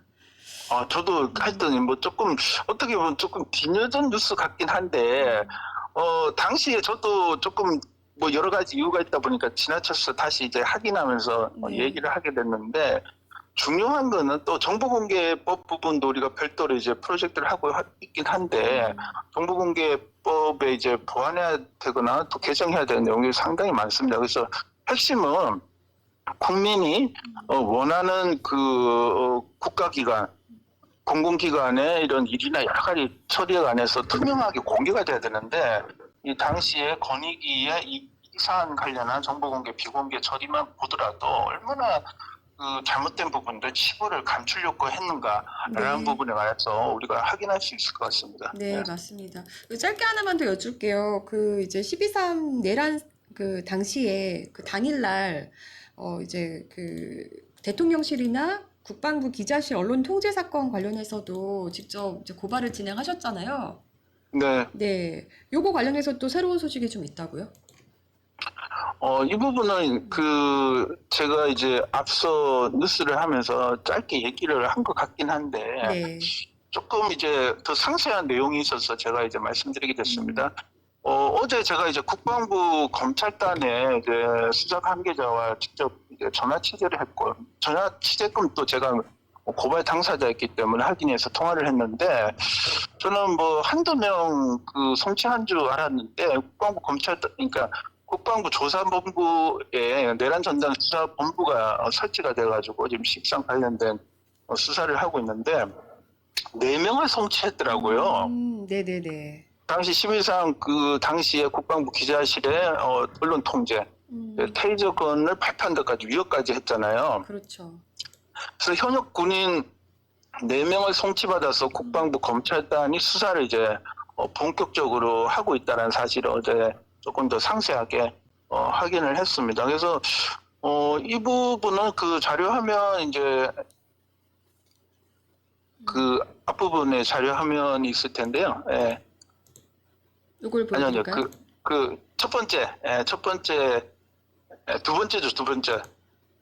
예, 맞습니다. 이겁니다. 이거 보여드릴까요? 네. 제가 봤을 때는, 그래서 이거는 핵심만 얘기를 하고, 이 화면은 제가 간단하게 설명드리고 좀 맞춰야 될 것 네. 같습니다. 시간 관계상. 그래서 결론적으로 4명이 송치된 건데, 여기 관해서는 국방부 검찰단에서 이제 추가 조사를 하고 있기 때문에 아마 조만간에 빠른 시일에 결론이 좀 내려지기를 좀 바라고 있습니다. 그래서 명확한 거는 당시에 그 국방부 출입 기자단에 대한 그 강제 위협한 통제는 우리 헌법과 법률이 그 명시한 언론 자유를 침해하는 것입니다. 그리고 비상적인 그런 상황이라 하더라도 언론을 강압적으로 통제해서는 안 된다라는 사실을 확인해 준 건데요. 그렇기 때문에 이 현역 군인 4명이 송치돼가지고 군 검찰단에서 지금 현재 수사를 하고 있다는 것은 매우 중요한 사안이기 때문에 말씀드리고요. 그 당시의 상황을 조금 자료를 화면을 보시면서 앞에서부터 조금만 다시 보여주시죠. 제가 간단하게 설명하고 마무리 좀 어떤 걸 하도록 보여드릴까요? 뭘 많이 주셔가지고. 네, 이거는 이제 그 국방부 검찰단 특별수사팀에서 저한테 통보한 네. 수사 진행 상황 통지서고, 그래서 그 4명에 관해서 누구냐 물었는데 안 알려줄 수사- 것 같은데요, 그거는. 안 알려주더라고요. 처음에는 뭐 이런저런 얘기를 하듯 기대를 했는데 결론은 수사 진행 중인 상황이라서 확인해 줄 수 없다. 피의자가 누구인지 적용된 혐의가 누구인지 확인해 줄 수 없다. 이렇게 답변을 들었는데 뭐 좀 이해되는 측면도 있고요. 수사를 하고 있기 때문에 근데 저는 그게 이렇게 꼬리 자르기가 되지 않았으면 좋겠다라는 바람이 좀 있습니다. 맞습니다. 꼬리 자르기가 되면 안 되죠. 형식적인 수사를 해서 대충 끝내려고 하면 안 되고, 그리고 이게 중요한 게요. 대통령실에서 기자실에서 수십 개의 언론사 기자들을 통제하고 퇴거시키려고 했잖아요. 네. 계엄사 지시라고 하면서. 그래서 저는 국방부 기자실의 사건과 대통령실 기자실에서 언론 통제 사건이 분명히 연관성이 있다고 판단을 하고 있고, 그러면 계엄사와 대통령 그 경호처 간에 분명히 연결고리, 그리고 또 그 위에 또 있을 수 있잖아요. 또 몸통이 있을 수 있는데 이런 부분이 명확히 밝혀져야 되는 상황이고요. 이와 관련해서는 이제 이번 주 내에 별도의 좀 조치 취하려고 하고 있고요. 그건 확정되면 다시 이게 차후에 말씀드리도록 하고요. 자료화면 조금씩만 좀 내려주십시오. 네. 하나씩. 지금 하나씩 보여드리고 있습니다. 제가 이게 제 화면에서는 확인이 안 돼가지고 제 PPT를 네. 제가 보면서 좀 말씀드린 게 나을 것 같네요. 그래서 수사 통지서 다음에 이제 그 당시에 윤석열 네. 대국민 담화 발표인데 여기 밑에 보면은 23 있습니다. 이게 아마 22시 23분 표실 겁니다. 네. 그리고 이제 경향신문 보도인데 대통령실 기자 출입 통제 중 되어 있잖아요. 네. 이 기사 위에 보면 입력 시간을 나와 있는데 2024년 12월 4일 0시 28분입니다. 네. 그러니까 이 12월 4일 0시 지나면서 사실상 용산 대통령실은 기자들을 전면 차단하고 통제를 한 상황입니다. 이 명확하고 증거까지 있고 다 있고. 그 다음에 보면 JTBC 하면은 안 나가면 테이저건 쓸 수 있다. 이게 당시 현장에 있었던 기자가 휴대폰으로 촬영한 그 장면, 그 보도한 그 캡처 화면인데요. 네. 이 군사 경찰이 들어와서 나가지 않으면 퇴직권 쓸 수 있다. 나가라고 위협했고 심지어 특임대까지 투입할 수 있다. 이렇게 경고를 했습니다. 그러니까 명백하게 강압적인 위협을 한 거죠. 그리고 그 다음 장면인데요. 이게 보면 이제 건물이잖아요. 건물이 보고 불빛이 있잖아요. 이게 그 당시에 국방부 건물이죠? 국방부입니다. 네. 계엄, 네. 비상계엄을 이제 발표하고 실행하던 그 시각의 국방부 앞에 불이 다 모습입니다. 환하게 켜져 있어요. 예. 그러니까 열심히 계엄을 열심히라는 표현이 그랬는데요. 계엄을 성공시키기 위해서 그들 입장에서 열일을 한 거죠. 그리고 여기 보면은 이게 그 사진을 확대한 장면인데 차가 들어오잖아요. 네. 옆에 차들이 세워져 있고 차가 들어옵니다. 그래서 긴급한 그런 상황임을 알 수 있는데 전조등을 켜고 차들이 계속 이렇게 간부들 차 겁니다. 국방부에. 그리고 그다음 사진, 그러니까 국방부 앞에 차량들이 줄줄이 있고 이 차들 타요. 뭐 장성급이나 국방부 고위 간부들 차들일 겁니다. 긴급 뭐랄까요, 계엄 상황 이후에 국방부에 빨리 오라는 지시를 받고 이렇게 직결한 차들일 겁니다. 그 다음 보면요, 이 가운데에 사람처럼 보이는 네, 누군가 통화를 사진 하고 있죠? 있네요. 예, 이거 세상에 단 하나밖에 없는 사진입니다. 아, 그렇군요. 그 당시에 이 인물은 누군지 지금 이게 다 해상도가 낮기 때문에 확대한 사진인데 누구인지 확인할 수 없는 사진인데 이 시간에 계엄 당시에 누군가와 휴대폰 통화를 하고 있잖아요. 이게 비아폰일 수도 있어요. 사실 비아폰일 수도 있고 누군가가 통화하는 장면입니다. 누군지는 뭐 확인하기가 사실상 쉽지 않아 보이는데 아니, 뭐 그럴 수 있죠. 오늘 집에 못 갈 것 같다 그러면서 부인이랑 통화할 수도 있기는 한데 말씀하신 대로 진짜 비화폰으로 윗선에 누군가와 통화한 걸 수도 있다. 계엄에 관련된 상황은 누군가와 통화를 하거나 보고를 하거나 지시를 하거나 그럴 가능성이 있는 사진이죠. 네. 예. 그리고 그날 상황만 말씀드리고 마무리하겠습니다. 이게 MBC 화면인데요. 101 경비단이 무장하고 밤새 통제했다. 이건 대통령실에 관한 얘기긴 한데, 뭐 사실상 거의 동일한 시각에 국방부 기자실도 통제를 했던 거고, 군사경찰을 투입해가지고. 네, 그리고 기자들 출입도 막았다라고 이제 MBC 보도에서 명확히 얘기를 하고 있습니다. 그리고 일부 기자들이 태그 명령 불응하고 버티고 있다라고 이준희 보도를 기자님 했는데, 얘기네요. 네, 저에 관한 얘기입니다. 네. 그리고 이 기자는 MBC 구승훈 기자입니다. 구승훈 기자가 당시에 대통령실에 있다가 잠깐 밖으로 나갔는데 출입 통제 당했습니다. 그래서 다시 기자실로 들어오지 못하고 계엄이 해제될 때까지 거의 밖에서 취재하고 보도를 했던 기자인데 바깥에서 이 102 경비단한테 사실상 그 위협 행위까지 당했던 그런 상황이 발생했고 이날 그 기자 언론 통제의 피해자입니다. 구성훈 기자는 직접적 피해자고 저도 그렇지만 그래서 그 앞에 사진들 보면요 처음 공개되는 사진들이 여러 장 포함이 되어 있습니다. 네, 뭐 좀 잘 사료로 남겨야 될 것 같습니다. 맞습니다. 이거는요 이 사진들은 뭐 없는 사진들이에요. 유일한 사진들이고 당시에 국방부 앞이나 이런 외곽 상황들을 가늠해 볼 수 있는 그런 상황 사진들이고요. 제가 이제 한 가지만 말씀드리고 이제 마무리해야 될 것 같은데 그래서 지금 저와 인터넷 기자협회 등 해서 또 우리 권재영 기자님도 진실을 밝기 위해서 같이 박정준 경호처장 직접 확인도 했고 했지만 이게 그냥 끝날 상황이 아니거든요. 그냥 덮어두고 넘어가 버리게 되면 똑같은 일이 발생했을 경우에 똑같이 또 언론을 탄압하고 통제해도 아무런 문제가 없구나. 처벌도 받지 않구나. 이런 전례를 남기게 되잖아요. 맞습니다.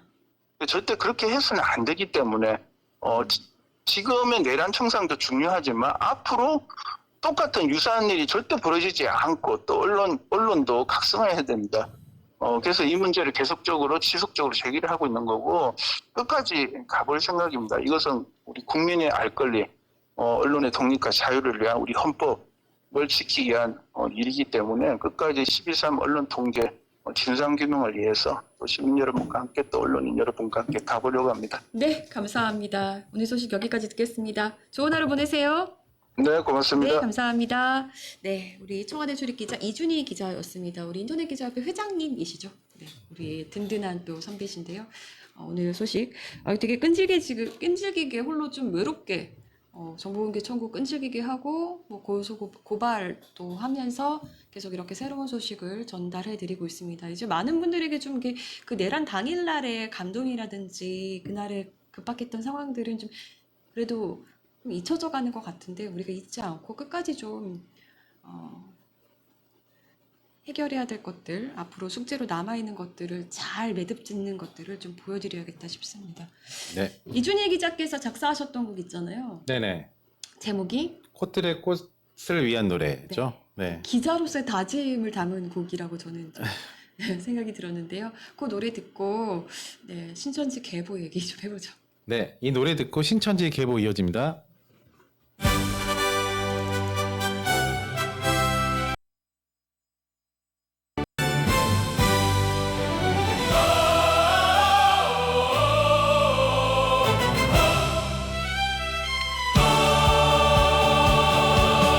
어디에서 피어난 들꽃이 아니랴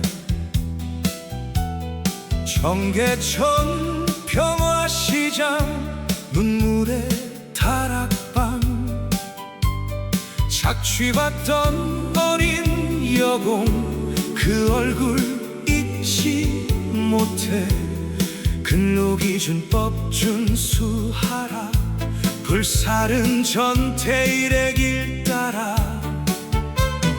권력자의 높은 성벽 감시 없는 침묵 속에 불꽃처럼 일어선 들풀들의 함성 짓밟힌 언론 자유 그 치욕 잊지 못해 마침내 촛불 시민 행진 나선 독립 기자들 가장 깊은 어둠 뚫고 새벽은 어리라 목청이 터지도록 진실을 외치리 꽃들의 꽃을 위한 노래를 부르리 이 시대를 밝히는 진실 탐사 시민 언론 꽃들의 꽃이여 시민들의 시민이여 촛불의 광장에 선 기자들의 기자여 그 길을 걸어온 진실 탐사 기자들 한 움큼의 용기 더해 물밀듯 나가리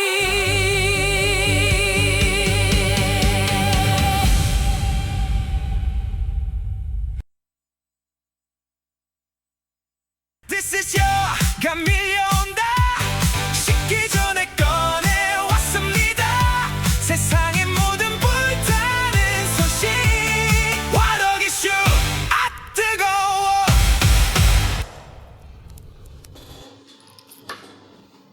네. 바닥 이슈로 돌아왔습니다. 지금 그 김성수 평론가께서 되게 중요한 또 기자회견 하고 계시는 것 같아요. 오늘 사실 그래요? 저희한테도 네. 좀 요청이 있었는데 방송 때문에 또 네. 네. 그 유탐사에서 아마 그것도 중계를 하죠. 네. 관심 가져주시고요. 자, 화덕 이슈 들어갈 텐데 오늘 신천지 얘기를 좀 해볼게요. 신천지 요즘 뭐 하고 있는지 궁금하지 않으세요? 신천지 요즘 뭐 여기저기 뭐 당 가입한이라고 바쁜 아니에요. 그건 뭐 알 수 없지만 네. 신천지가 어쨌든 이만희 구속되는 어떤 그런 상황 속에서 또 열심히 네. 본인들이 우리 사회에 우리는 이렇게 자원봉사 열심히 하고 있어요. 아, 그래요? 또 언론 네, 기사를 통해서 열심히 내고 있어요. 이건 네. 경기신문 기사인데 네. 신천지 자원봉사단 동부지부 폭염 속 참전 유공자 보훈 봉사 전개 이러면서 아, 이렇게 봉사할 때 이렇게 사진을 이렇게 찍어서 꼭 언론에 내야 되나? 하지만 이분들은 열심히 냅니다. 네. 자 보세요.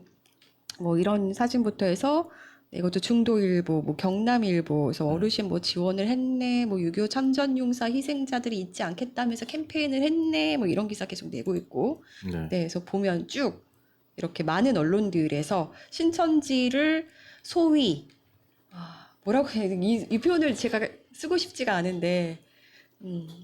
해주는 기사를 막 이렇게 내고 네. 있어요. 네네. 네. 근데 제가 그 신천지 탈퇴자분들한테 물어보면, 그리고 많은 분들이 아시겠지만, 신천지는 천지일보라는 언론사를 갖고 있잖아요. 물론 뭐, 천지일보는 네. 자기는 뭐 신천지가 아니다, 막 이렇게 얘기하지만, 사실 우리가 뭐 이미 다 아는 거잖아요. 그렇죠. 근데 그 외에도 많은 언론사들의 자기들의 신도들을 기자로 막 파견을 보낸단 말이에요. 네. 네. 많이 심어 놓습니다.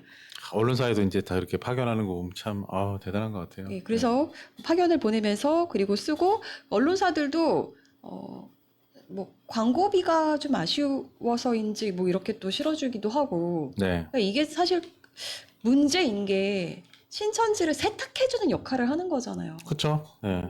이게 참 문제이고 지금 신천지는 지금 그 개신교 언론에서 나온 단독 기사인데 네. 해외 언론들을 통해서 이만희가 마치 굉장히 고령인 이만희가 인권 탄압을 받고 있다. 이런 식으로 지금 해외 언론을 통해서 언론 플레이를 하고 있어요. 그러니까 그래요? 네. 이들은 이런 속셈일 것 같아요. 해외 언론에서 나오면 또 이제 국내 언론들이 해외 언론에서 이렇게 나왔다 이렇게 소개할 수 있잖아요. 네. 이걸 좀 노리는 게 아닌가 싶은데요. 고령과 건강 상태를 부각하면서 뭔가 이만희의 어떤 인권을 보장해야 된다. 네. 이런 취지의 기사들을 계속 해외 언론을 통해서 퍼뜨리고 있고 내부 공지문에 뭐 남아프리카 공화국이나 나미비아 뭐 매체에 게재된 이만희 구속 관련 기사가 뭐 정리돼 있고 뭐 이런 것들 이렇게 나와 있다고 하고요. 네. 자, 신천지 이러고 있습니다. 근데 이게 해외 언론의 여론전을 또 펼칠 수 있는 게, 이미 신천지가 국내에서만 세를 불린 게 아니라 해외에서도 많이 세를 확장시키고 있었거든요. 네. 해외에서는 어떤 것들을 많이 이용했냐면, K컬처. 네. 그러니까 K컬처요? 한국 문화에 대한 관심이 굉장히 많잖아요. 네. 외국인들에도. 네. 네, 그러니까 뭐 예를 들어서 한국어 가르쳐 드릴게요. 뭐 이러면서 그리고 한국 문화 뭐 배우기 그렇죠. 뭐 이런 것들 통해서 네. 한국 문화를 가르쳐 주는 시설인 것처럼 그런 그런 장인 것처럼 뭔가 위장을 해서 뭔가 친밀도를 쌓고 네. 그 신천지 굉장히 치밀하거든요. 어떤 사람을 포교하려고 하면 그 사람의 어떤 모든 거를 막 다 파악하려고 노력한단 말이에요. 그래서 네. 저희가 그 왜 개신교 내에 네. 그 안에 들어와 있지만 굉장히 이단 사이비 종교 같은 그런 교회들을 많이 취재했었잖아요. 네. 대부분이 신천지의 어떤 그런 또 기법을 많이 차용해서 한 경우들이 많고 그래서 결국은 이제 성경 공부 같은 걸로 이제 가고 뭐 이런 식으로 이단 이제 해외 포교도 굉장히 열심히 하고 있습니다. 봉사를 뭐나 아니면 여러 가지 문화 전략까지 일상을 파고드는 그런 방법으로 그렇죠. 취하네요. 그래서 뭐 이번에 유탐사가 또 그 호남 쪽 취재하면서 보도했지만 그 뭐죠? 중고 상품 파고 당근. 당근에 네. 당근 얘기했잖아요. 당근 포교를 한단 근데 말이에요. 당근 포교 한다는 얘기도 되게 오래전부터 있었어요. 그거 그냥 진짜. 뭐 한두 해 뭐 요즘 나온 게 아니라 굉장히 오래전부터. 이러다가 나중에 식당 가서도 여기 신천지 식당이 이렇게 물어봐야 되는 거예요. 아니면 당근 갔는데 혹시 신천지 이렇게 물어봐야 되는 거예요. 정말 너무 일상적으로 많이 퍼져 있네요. 그렇죠. 너무 일상적으로 퍼져 있죠. 네. 자, 그런 가운데 요거는 이제 그 한 이단 관련 종교 매체에 올라와 있는 거를 제가 이만희를 좀 부각해서 이제 가져온 네. 계보도인데요. 네. 자, 이두석 PD님 혹시 종교 있으세요? 저는 기독교입니다. 그쵸? 네. 교회 열심히 가세요? 이렇게 저도 청소년기 때는 공계전이 못지않게 신앙심이 나름 있었다고 생각했는데 지금은 좀 많이 삶이 편안하신가요?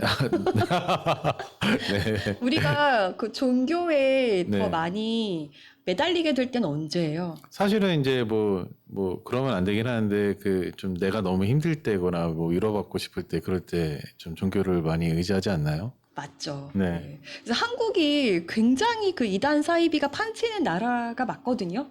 대한민국에 내가 스스로 하나님이라고 하는 인간이 너무 많잖아요. 그러고 보면 이만희 씨도 뭐 고령인데 탄압받는다는 논리는 좀 아닌 것 같아요. 그러니까 왜냐면 이분도 신이라며요. 신이고 영생하실 분 아니에요? 그러니까 영생하실 분인데 뭔 소리야. 네. 이렇게 믿음이 적어 사람들이. 네. 자, 그런데 우리가 이런 질문부터 좀 드려볼게요. 대한민국이 왜 이렇게 사이비 종교가 판을 쳤나, 역사적으로도 그렇고 네. 지금도 우리가 모르는 사이에 이상한 종교에서 나오지 못하고 굉장히 괴로움 당하고 계신 분들도 계실 거거든요. 네. 그 이유를 좀 거슬러 올라가 보면 우리 아픈 역사와 좀 맞닿아 있습니다. 네.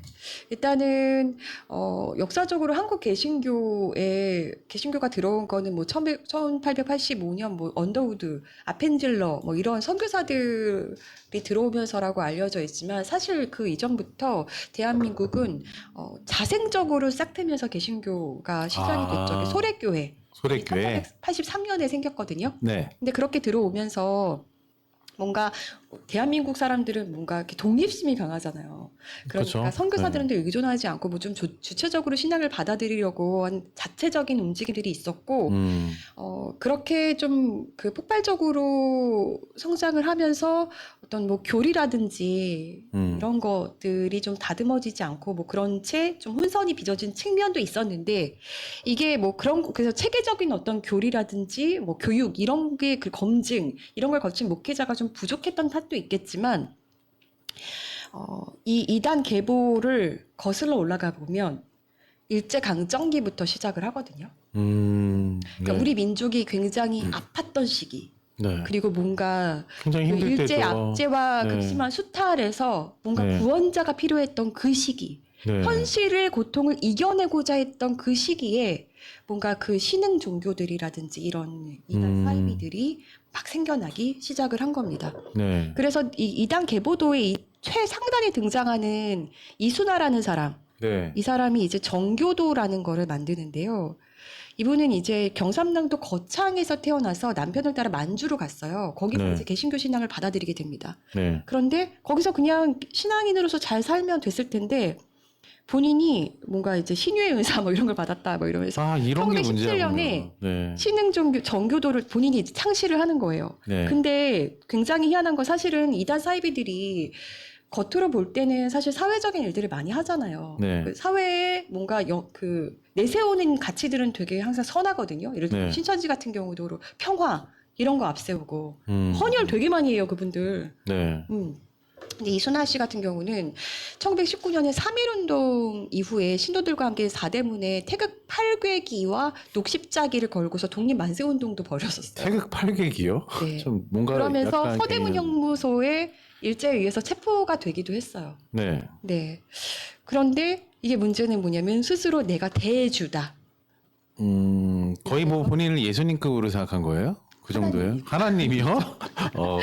그러니까 심각하네요. 그러니까 뭐 그쵸. 이분들은 재림주라고 재림주? 본인들이 스스로 이제 생각하시는 분들인데 거의 네. 그러면서 이단이 효시가 됐는데 이런 네. 분들이 독립운동도 했다는 거 좀 아이러니하지 않나요?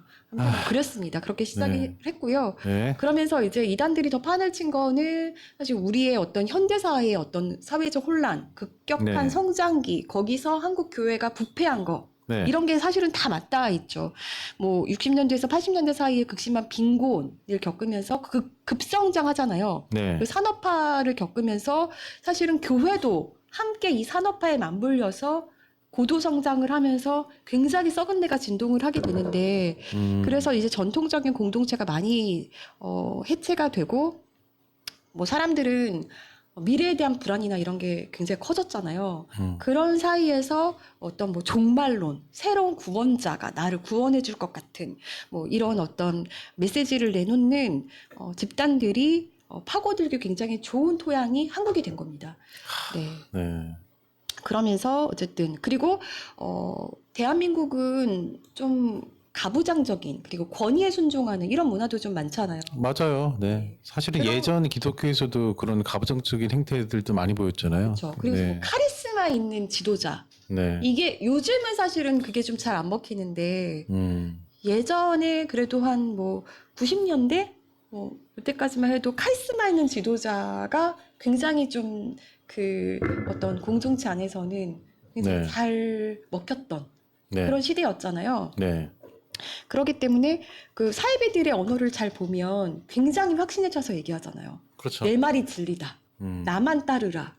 내 말을 믿지 않는 건 의심하는 건 믿음이 적은 거야. 막 이렇게 막 주입을 하잖아요. 그렇죠. 그런 네. 것들이 먹혔었던 것이죠. 네. 신천지까지 가기 전에 여기 좀 훑어드리고 있는 건데요. 여기서 중요한 사람이 여기 보시면은 잘 안 보이시나요? 김성도라는 사람이 나옵니다. 김성도요. 네. 네. 이쪽 내려오다가 김성도라는 사람이 왜 중요하냐면 이름은 성도인데 당연히 이제 본인이 메시아인 거죠. 아, 또요. 음.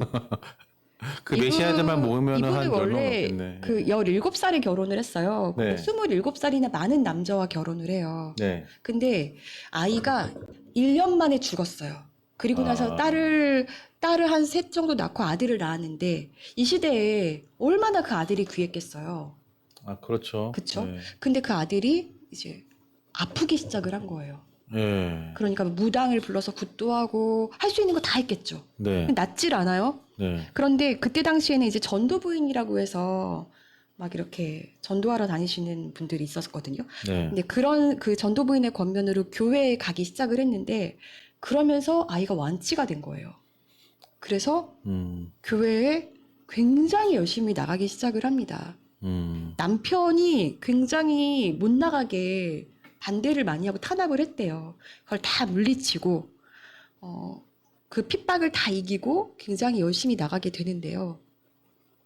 거기서 그치지 않고 본인이 이제 직접 계시를 받았다고 주장을 하기 시작을 해요.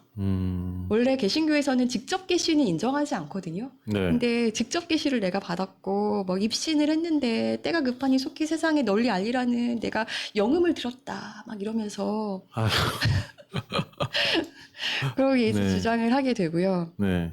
근데 이제 이 사람도 무슨 뭐 이렇게 뭐 기도하면 병이 낫고 막 이런 일들이 또 막 일어났다고 하는 거예요. 그러니까 사람들이 막 이 김성도 이분을 막 찾아와가지고 막 이제 기도를 받기 시작하고. 네. 근데 결국은 이분 같은 경우는 1925년 이 교단에서 출교 처분까지 받아요. 하지만 뭐 아랑곳하지 않고 본인이 스스로 어떤 직통 계시를 받는 그런 권위 있는 신의 경지에 오른 것처럼 해서 막 이렇게 활동을 하기 시작을 하는데 이때 이 김성도 씨가 주장했던 교리 중에 중요한 게 뭐가 있냐면 우리가 보통 개신교에서는 원죄를 어떻게 해석을 해요?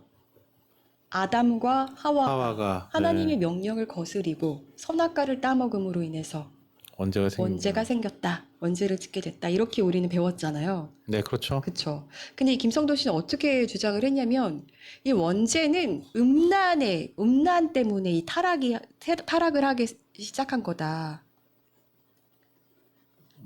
음란 때문에. 음란 때문이다. 네, 네. 네. 그래서 뭐 하나님께서는 두 가지 슬픔이 있었는데 하나는 아담의 타락을 아시면서도 간섭하지 못하고 바라보고 계셨던 것이고 하나는 또 예수님이 십자가를 지시지 않고 구원을 이루어야 하는데 인간의 불신으로 십자가를 못 박히게 된 거다. 네. 막 이렇게 주장을 하면서 재림주는 여인의 몸을 통해서 온다고 보면서 예, 네, 네. 그런 주장을 하기 시작했고요. 네. 여기서 이제 그 피가름이라는 교리 같은 것들이 나오게 돼요. 피가름이요. 피가름. 네. 피가름. 이게 뭐냐면 한마디로 이렇게 그 원죄를 인간의 음란에서 네. 시작을 했다고 했잖아요. 네. 그러니까 그 죄사함을 받기 위해서는 깨끗한 피로 갈아야 한다. 네. 네. 그러니까 이게 뭔가 성적인 타락 때문에 인간이 타락하기 음란 때문에 타락을 하기 시작했으니까 깨끗한 피로 갈아야 한다라는 주장을 하기 시작했고 네. 사실 그러면서 이게 또 막 이렇게 변질되고 막 이러면서 왜 정명석 같은 교주들이나 이런 사람들이 굉장히 많은 여성들을 성범죄를 저지르잖아요, 상대로 해서. 네, 네. 그러니까 그게 다 이 피가름 교리에서 시작이 된 거예요. 그러니까 아, 그 새로워지기 위해서는 신령한 몸과 합체가 돼야 된다. 뭐 이런 이상한 그래가지고 논리로. 이거를 이제 본인의 어떤 성적 욕망을 해결하는데 이용하는 그런 그렇죠. 방식이 된 자, 거군요. 그러면서 이 피가름 네. 교리들이 막 그 뭐 주요 이단들의 교리로 막 발전을 합니다. 네. 그래서 신천지도 아. 이런 것들의 영향을 받았고, 자, 그러면 여기까지는 이제 계보에서 이제 중요한, 그러니까 김성도 같은 경우는 진짜 이제 삐뚤어진 어떤 사이비 종교의 어떤 교리를 안착시키기 시작했던 어떤 그 시점으로 좀 봐야 될 것 같고, 네. 여기서 대기업형 이단 대기업형. 등장을 하기 시작하는데요. 네. 그게 바로 아까 그 풍년초님이 언급하셨던 박태성이라는 사람이에요. 천부교. 아, 천부교 박태성. 네. 네. 그러니까 이 박태성이라는 사람은 좀 평안남도에서 태어났고 좀 집안은 부유했던 것 같은데 네. 뭐 가정의 분위기는 좀 그렇게 좋지 않았던 것 같아요. 일본 도쿄의 공업고등학교를 졸업하면서 이제 굉장히 사업가적인 기질을 일찍부터 보이기 시작을 했고 네. 해방 후에는 대한민국이 다시 한국에 들어와서 남대문 교회를 다녔었대요, 이 사람이. 집사로 활동을 했는데 거기서 뭐 피가름 아까 말씀드렸던 피가름이라든지 뭐 여러 극단적인 신비주의 어떤 주장에 어떤 매료되기 시작을 한 거예요. 그 교회 자체가 이단이었나 보네요. 남대문 교회는 이단이 아니죠. 그래요? 네. 아, 본인이 그렇게 본인이, 됐다? 예, 본인이 또 그 아. 아까 보여드렸던 그 이단의 계보 보시면 이 사람도 혼자 이렇게 된 게 아니라 박태선도 네. 이렇게 쭉 계보가 이렇게 이어지잖아요. 네. 네. 영향을 받은 거네요. 영향을 네. 받아서 그렇게 되기 시작을 했고요. 네. 그러면서 박태선 같은 경우는 이제 전도관을 창설을 합니다. 전도관. 전도관. 네. 네. 그래서 그 본인이 한 1조 5천억 살? 혹은 네? 뭐 5,789살 막 이래. 말도 1조 안 돼. 5천억 살이요? 거의 뭐 지구 나이가 네, 지구의 어떤 나이보다 더 이런 많은 것 식으로 같은데. 이런 식으로 자신의 나이를 가장해서 얘기했었고 네. 이때 당시에 박태선 씨 집회에 이렇게 많이 사람들이 모였었어요. 아니 이런 황당한 얘기를 하는 남산 사람들이 집회. 많이 모여요? 남산 와. 집회, 박태선 씨가 이끄는 그 남산 집회에 네. 이렇게 많이 모였었고, 요거 더 심각하죠. 부천 수사신양촌, 신앙촌. 대박이네. 와. 네. 이렇게 많이 모였었고요. 이 아. 박태선 씨 같은 경우는 굉장히 좀 그 사회적으로 물의도 굉장히 많이 일으켰거든요. 예. 어떤 사건도 있었냐면, 네. 이게 뭐냐면, 그러니까 동아일보에 습격한 사건이 있었어요. 언론사를 습격했다고요? 12월인데 언론사의 그 신도들이 네. 신도들이 습격할 사건이 있었는데 그게 뭐냐면 그 박태선 씨가 이끄는 그 신앙촌에서 성회가 열리면 뭔가 뭐 거기서 뭐 병자가 낫고 뭐 어쩌고 뭐 이렇게 심리면서 뭐 이런 것들 했을 거 아니에요. 네. 근데 그게 국립과학수사연구소의 감정 결과에 따라서 이거를 인위적으로 조작할 수 있다라는 감정 결과가 나온 거예요. 이거를 동아일보가 보도를 했어요. 거기에 굉장히 불만을 갖게 된 신도들이 동아일보에 막 난입해가지고 사무실 인쇄시설 파괴하고 차량 부수고 난리가 났었고요. 와. 네.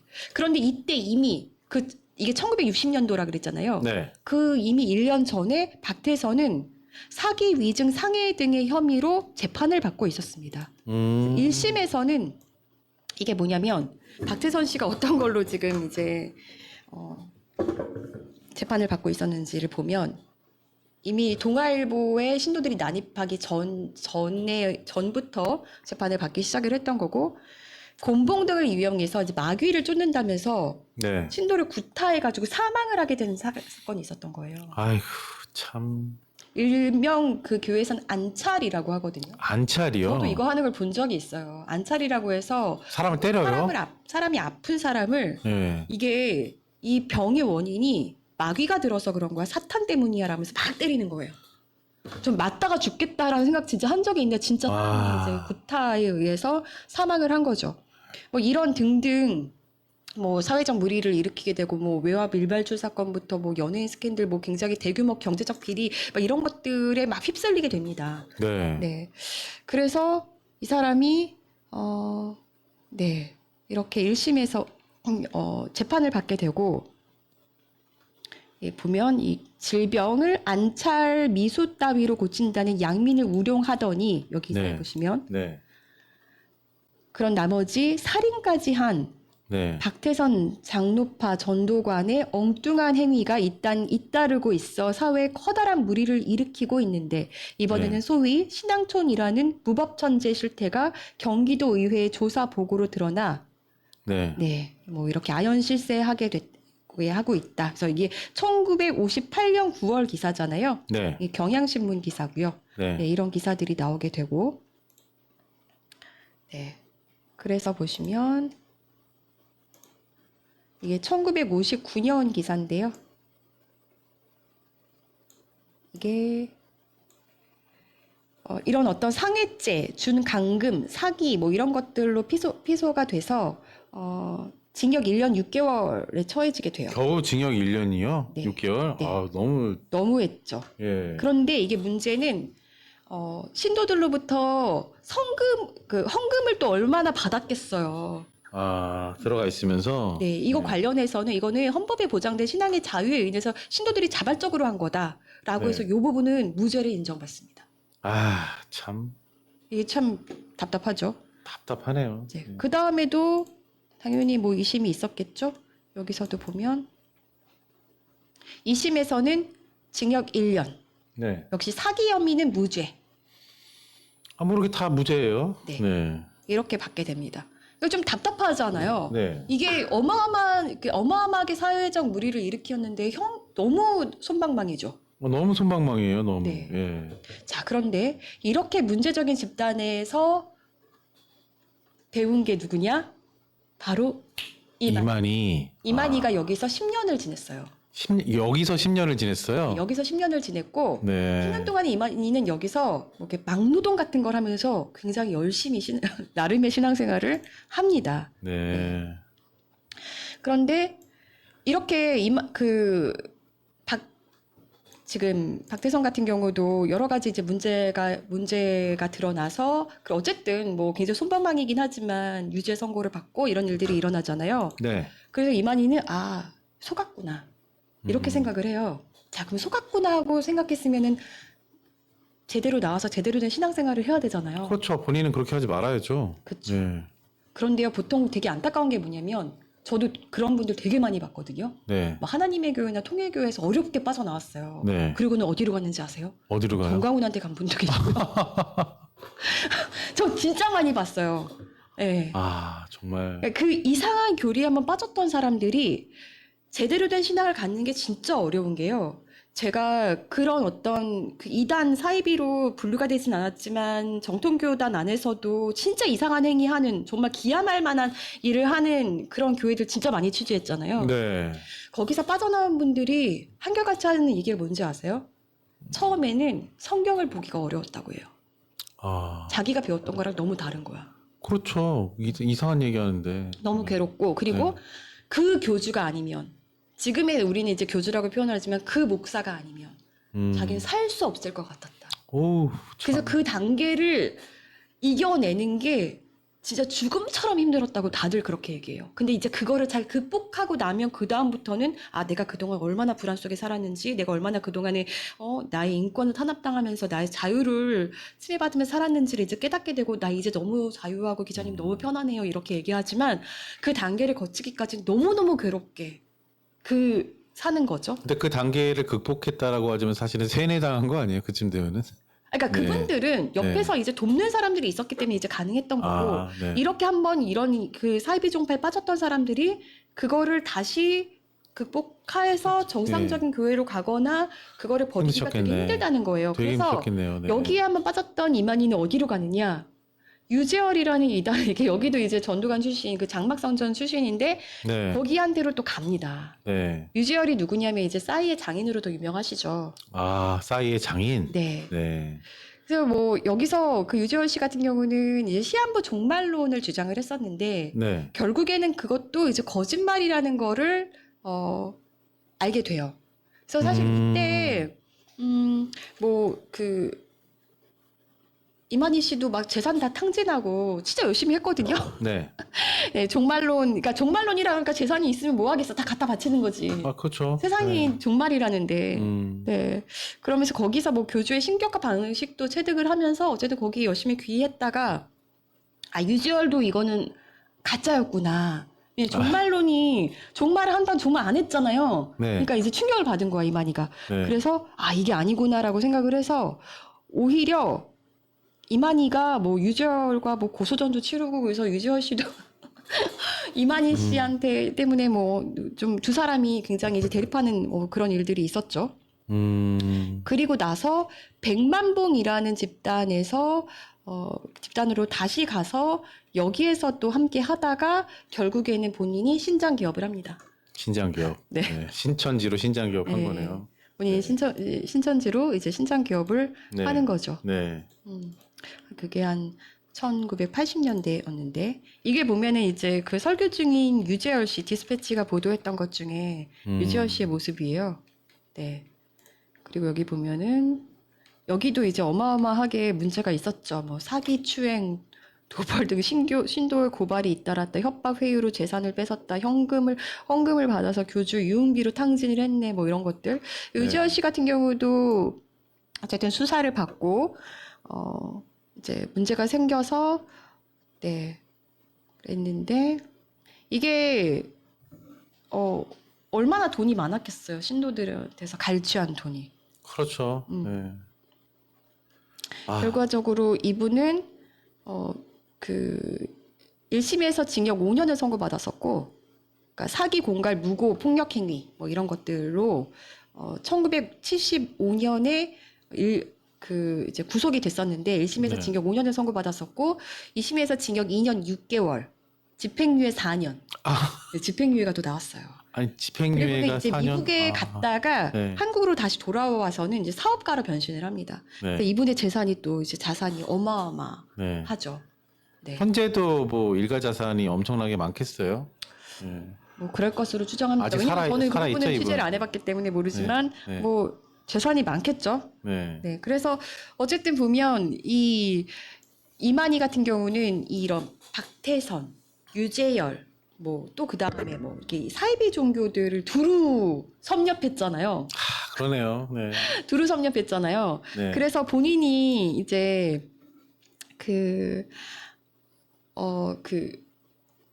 이제 본인이 신장 기업을 해서는 이게 신장 기업이라는 말이 생각이 안 나. 신장 기업을 했으니 창업. 네, 창업을 했잖아요. 얼마나 네. 노하우가 쌓였겠어요. 네. 특히 그 박태선 밑에 있을 때는 막 천년성을 쌓는다면서 본인이 거기서 벽돌 굽기 같은 거 막노동 되게 열심히 했다고 했잖아요. 네. 그러니까 신도들은 또 어떻게 하면은 세뇌시켜가지고 써먹을지도 얼마나 잘 알고 있었겠어요. 네. 그래서 거기에서 배운 교리들을 하나하나 이제 차용을 하기 시작해요. 예를 들어서 박태선한테서는 육체 영생 교리, 그리고 네. 14만 4천 네. 뭐 이런 것들 있잖아요. 그리고 동방당국, 이게 뭐냐면 한국이 결국은 이제 재림주가 오는 그 선택받은 그러니까 이 사이비들의 교리를 막 학습을 하는 거죠. 그리고 이제 유재열 그 장막선전 생활하면서도 네. 거기서 이제 7천사 살림살이를 돕고 잔심부름을 하는 그런 역할을 했었는데 여기서 이제 세상이 불바다로 심판받지 않고 늙어 죽지 않고 영생을 누린다, 어떤 그런 신천지 교리의 모태, 여기서 이제 터득을 하게 되는 거죠. 네. 네. 뭐 이런 것들, 그리고 이제 백만봉하고 또 다시 생활을 하면서는 어떤 뭐 12사도 중 한 명으로 활동을 하면서 12사도요? 네. 네. 또 네. 거기서 또 뭔가를 터득했겠죠. 그러면서 이제 신천지를 네. 창업하고 나서는 이 교리들을 다 이제 짜깁기를 합니다. 짜깁기 한 거네요. 짜깁기해서 모아놓고 네. 거기에 네. 이제 통일교 교리도 이제 가져와서 다 이게 짜깁기를 하는 거예요. 네. 음. 총판이네요. 총판 완전 이제 그쵸. 모든 걸 다 받아들여가지고. 네. 그래서 그때부터 이제 마치 본인이 이제 직통 계시를 받은 재림주, 뭔가 성령으로 성령 뭐 이것도 직접 계시를 받는 것처럼 신도들을 속이고 사이비 종교인으로 제대로 길을 들어서게 되는 거죠. 그래서 이게 보면은 이만희도 사실은 어떻게 보면 이제 사이비 종교 피해자였잖아요. 네. 근데 피해자였는데 본인이 이제 가해자가 된 거죠. 직접 거기서 이제 본인이 속았던 그 기법으로 또 남을 속이는 그런 일들을 하게 됐던 거죠. 네. 그래서 이게 기가 막히네요. 저는 네. 이게 그럴 수 있었던 이유는 아까도 보셨지만 박태선도 그렇고 유지열도 그렇고 너무 솜방망이였잖아요. 아니 그쵸. 그렇게 나쁜 짓들 많이 했는데 솔직히 제가 이 시간에 다 얘기할 수 없어요. 왜냐면 시간이 너무 없잖아요. 그렇죠. 이거 교리 뭐 그 사람들 한 얘기 하려면 사실 한 명만 가지고도 막 1시간 이상씩 해야 되는데 네. 그러면 그런데도 막 집요 나오잖아요. 네. 고작 막 1년형 나오고 이거 뭡니까? 그러니까 징역 2년에 집행유예 4년이라는 건 처음 들어봤어요. 저는. 그러니까 네. 이만희도 아 내가 이걸로 해먹을 수 있겠다라고 생각을 하지 않았겠어요? 그렇죠. 네. 그래서 제가 진짜 하고 싶은 얘기는 뭐냐면 네. 여기서 우리가 지금 뭐 통일교든 신천지든 지금 뭐 수사도 하고 있고 이만희 씨 구속도 했고 그런데 네. 이번에 또 손방망이가 되잖아요. 이단들은 계속 나올 거라는 거예요. 아니 뭐 이분 영생하시는 분이니까 사실 연령이나 이런 거 고려하지 말고 저기 보내드려야 되지 않을까 생각이 들거든요. 그러니까요. 네, 건강하실 텐데. 네. 그래서 그 신천지 같은 경우도 이 성장기가 네. 그 제가 봤을 때 한 4단계 정도로 나뉘는데 네. 1980년대 이제 출범을 했을 때 네. 이때는 그 신천지 같은 경우는 계시록을 굉장히 이단들이 대부분 사이비 종교들이 대부분 그런데 이제 계시록을 가지고 많이 장난을 치잖아요. 네. 예. 그래서 뭐 관련해서 어떤 집회도 하고 뭐 그러면서 이제 신도들을 모으고 뭐 조직을 확대했던 시기에는 성경신학원을 막 만들어서 6개월 만에 뭐 통달한 뭐 이렇게 사람들을 조직적으로 모으는 어떤 그러면서 2000년도부터 2000년대 들어서면서 신천지가 굉장히 기하급수적으로 늘게 되는데요. 이때부터 위장, 포교술로 신도들을 모으기 시작을 합니다. 그래서 복음방 같은 거 만들고 교회들마다 추수금 보내고 이거를 이제 그때 이때부터 굉장히 많이 시작을 해서 대형 조직으로 도약을 하게 되고요. 그 다음부터 이제 글로벌로 아까 말씀드렸던 K컬처 이런 위장 사업체들 운영하면서 이렇게 확장을 시키는 거죠. 뭐 한국어 가르쳐 드릴게요. 한국 문화 알려드릴게요. 막 이러면서 아, 네. 네 이렇게 시작을 한 건데 자 이만희 씨가 진짜 고령이잖아요. 그렇죠. 네. 죽을 날이 얼마 안 남았어요, 사실.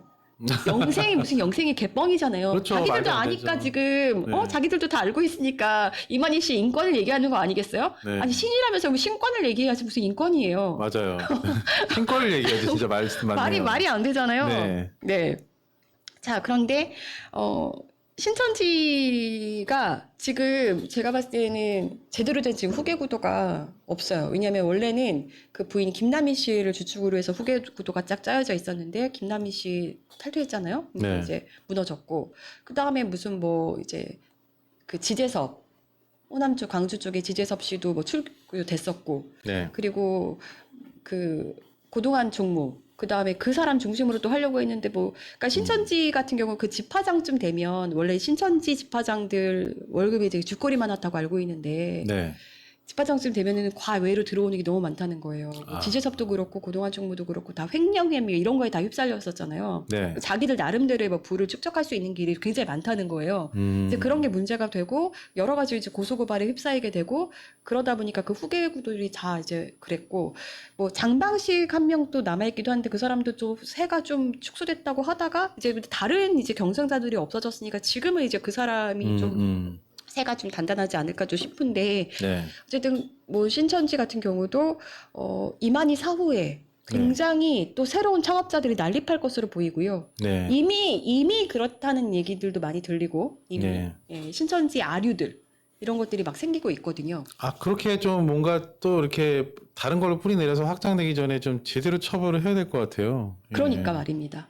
자, 그래서 그런 얘기들을 하고 있는 겁니다. 지금 보면은 우리 한국에 이단 사이비 종파들이 굉장히 많이 뿌리내리기 좋은 그 토양에서 사실 네. 너무 나쁜 거죠. 왜냐면은 굉장히 갈급하고 어렵고 힘들고 어떻게 하면 그 희망을 가지고 싶어 했던 그 사람들의 그 심리를 이용해서 악용한 거잖아요. 그렇죠. 네. 네. 그게 정말 못된 거예요. 통일교 같은 경우도 그 일본에 대한 그 우리가 그 감정이 안 좋은 감정들이 있잖아요. 네.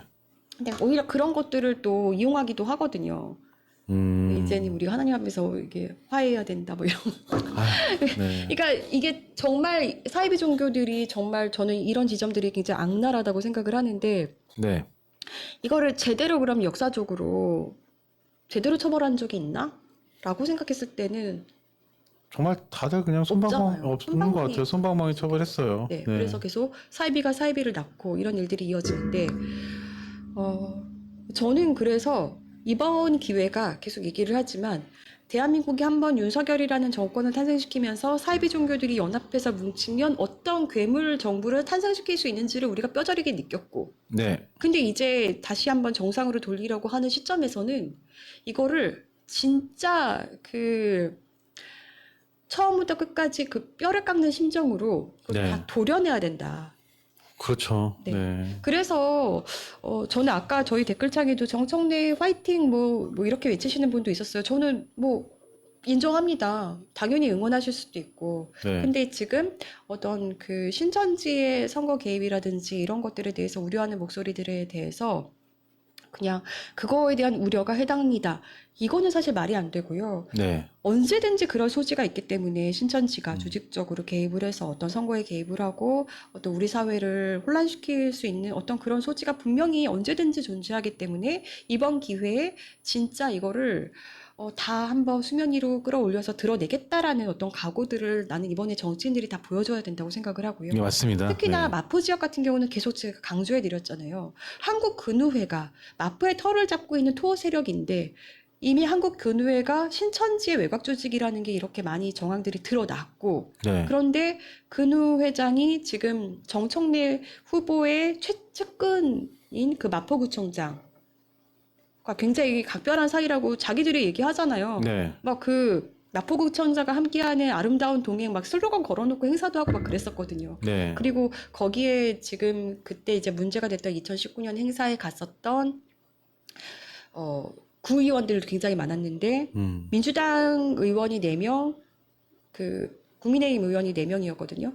근데 그 민주당 의원 4명 중에 3명은 정청래 후보 측근이에요. 그 정청래 후보의 뭐 보좌관 출신, 비서관 출신 막 다 그래요. 뭐 네. 특보 출신. 네. 그리고 그분들이 다 2022년 그리고 현재 다 의장들을 지내고 있어요. 네. 네. 그런 상황에서는 특히 마포 지역 같은 경우 지금 뭐 위장 교회도 드러나고 있고 뭐 마포 쪽에서 작년에 JTBC에서 나왔던 보도였는데 마포에서 청년들 뭐 그 행사인 줄 알았는데 그리고 그래서 마포구가 뭐 장소도 다 승인해주고 뭐 그랬던 네. 마포에서 열린 행사였는데 그게 알고 보니까 신천지 위장 행사였다. 근데 네. 그때도 다들 뭐 마포구도 그렇고 그 주관했던 신문사도 그렇고 다 우리는 몰랐다였거든요. 근데 이거 몰랐다를 통칠 게 아니라 앞으로는 그런 일들이 없게 하기 위해서 지방자치 뭐 조례를 바꿀 수 있는 게 있으면 바꿔야 될 거고, 네. 네, 다 검토를 해봐야 되는 겁니다.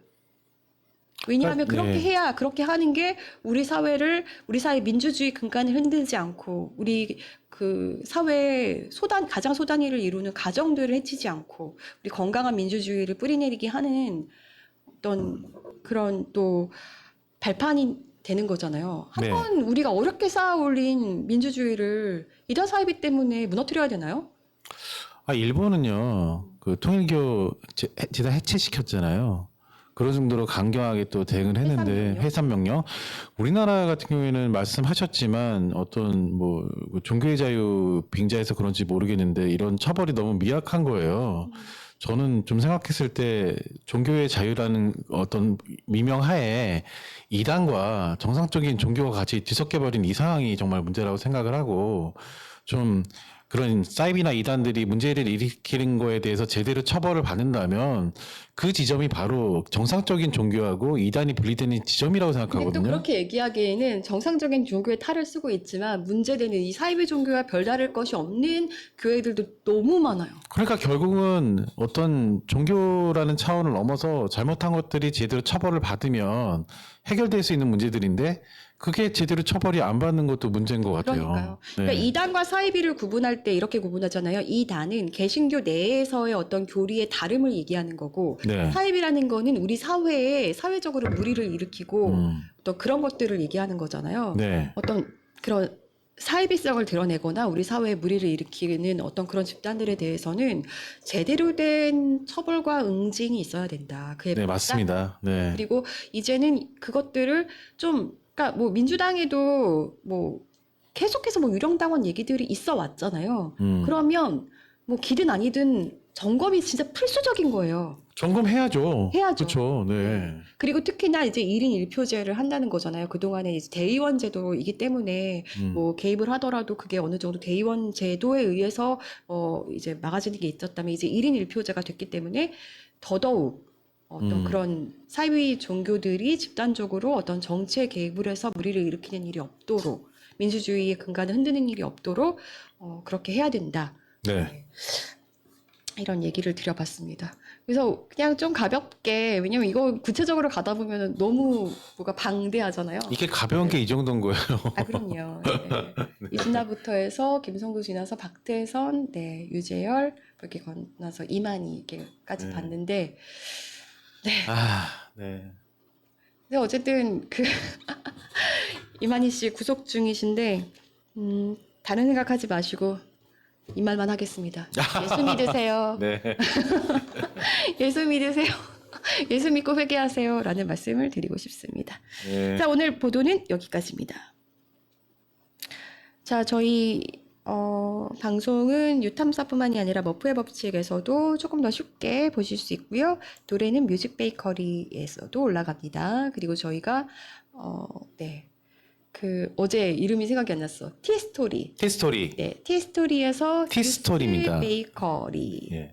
예, 블로그 치시면 저희 기사 이렇게 좀 올리고 있습니다. 이게 주소로는 newsbaker.tstory.com으로 돼 있죠? 그런가요?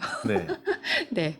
네, 뉴스 베이커리. 직접 검색하시려면 newsbaker.tstory.com이고요. 그다음에 뭐 검색창에서는 아마 뉴스베이커리님의 블로그 이렇게 검색하면 될까요? 뭐 어쨌든 그렇게 하시면 될 것 같습니다. 그리고 네. 기자 뉴스도 여러분 많이 봐주십시오. 이제 저희 뉴스 베이커리 기사도 기자 뉴스에 하나둘 올라가고 있습니다. 네. 자, 오늘 보도 여기까지인데요.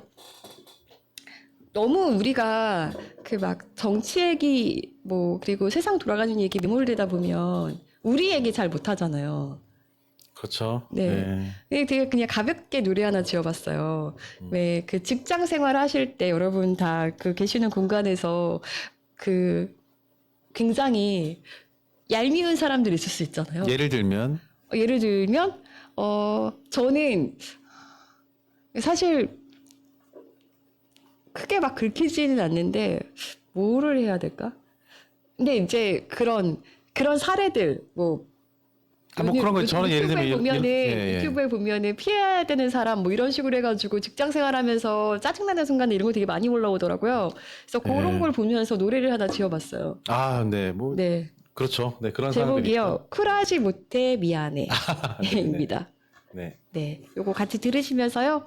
재미로 들어주시면서 네, 오늘 저희 방송은 여기서 마치겠습니다. 여러분 좋은 하루 보내시고요. 지금까지 뉴스를 굽는 사람들 이두석 권지연이었습니다. 안녕. 너 맨날 안 해. 오늘도 내가 먼저 했다. 너 맨날 왜 나만 보면 살쪘다 피곤해 보인다. 깜빡이도 안 켜고 훅 치고 들어와 그냥 바보처럼 웃어 넘겼다. 너 맨날 왜 나한테 뭐 먹고 싶냐 물어봐. 어차피 네 맘대로 정할 거잖아. 차라리 묻지를 마.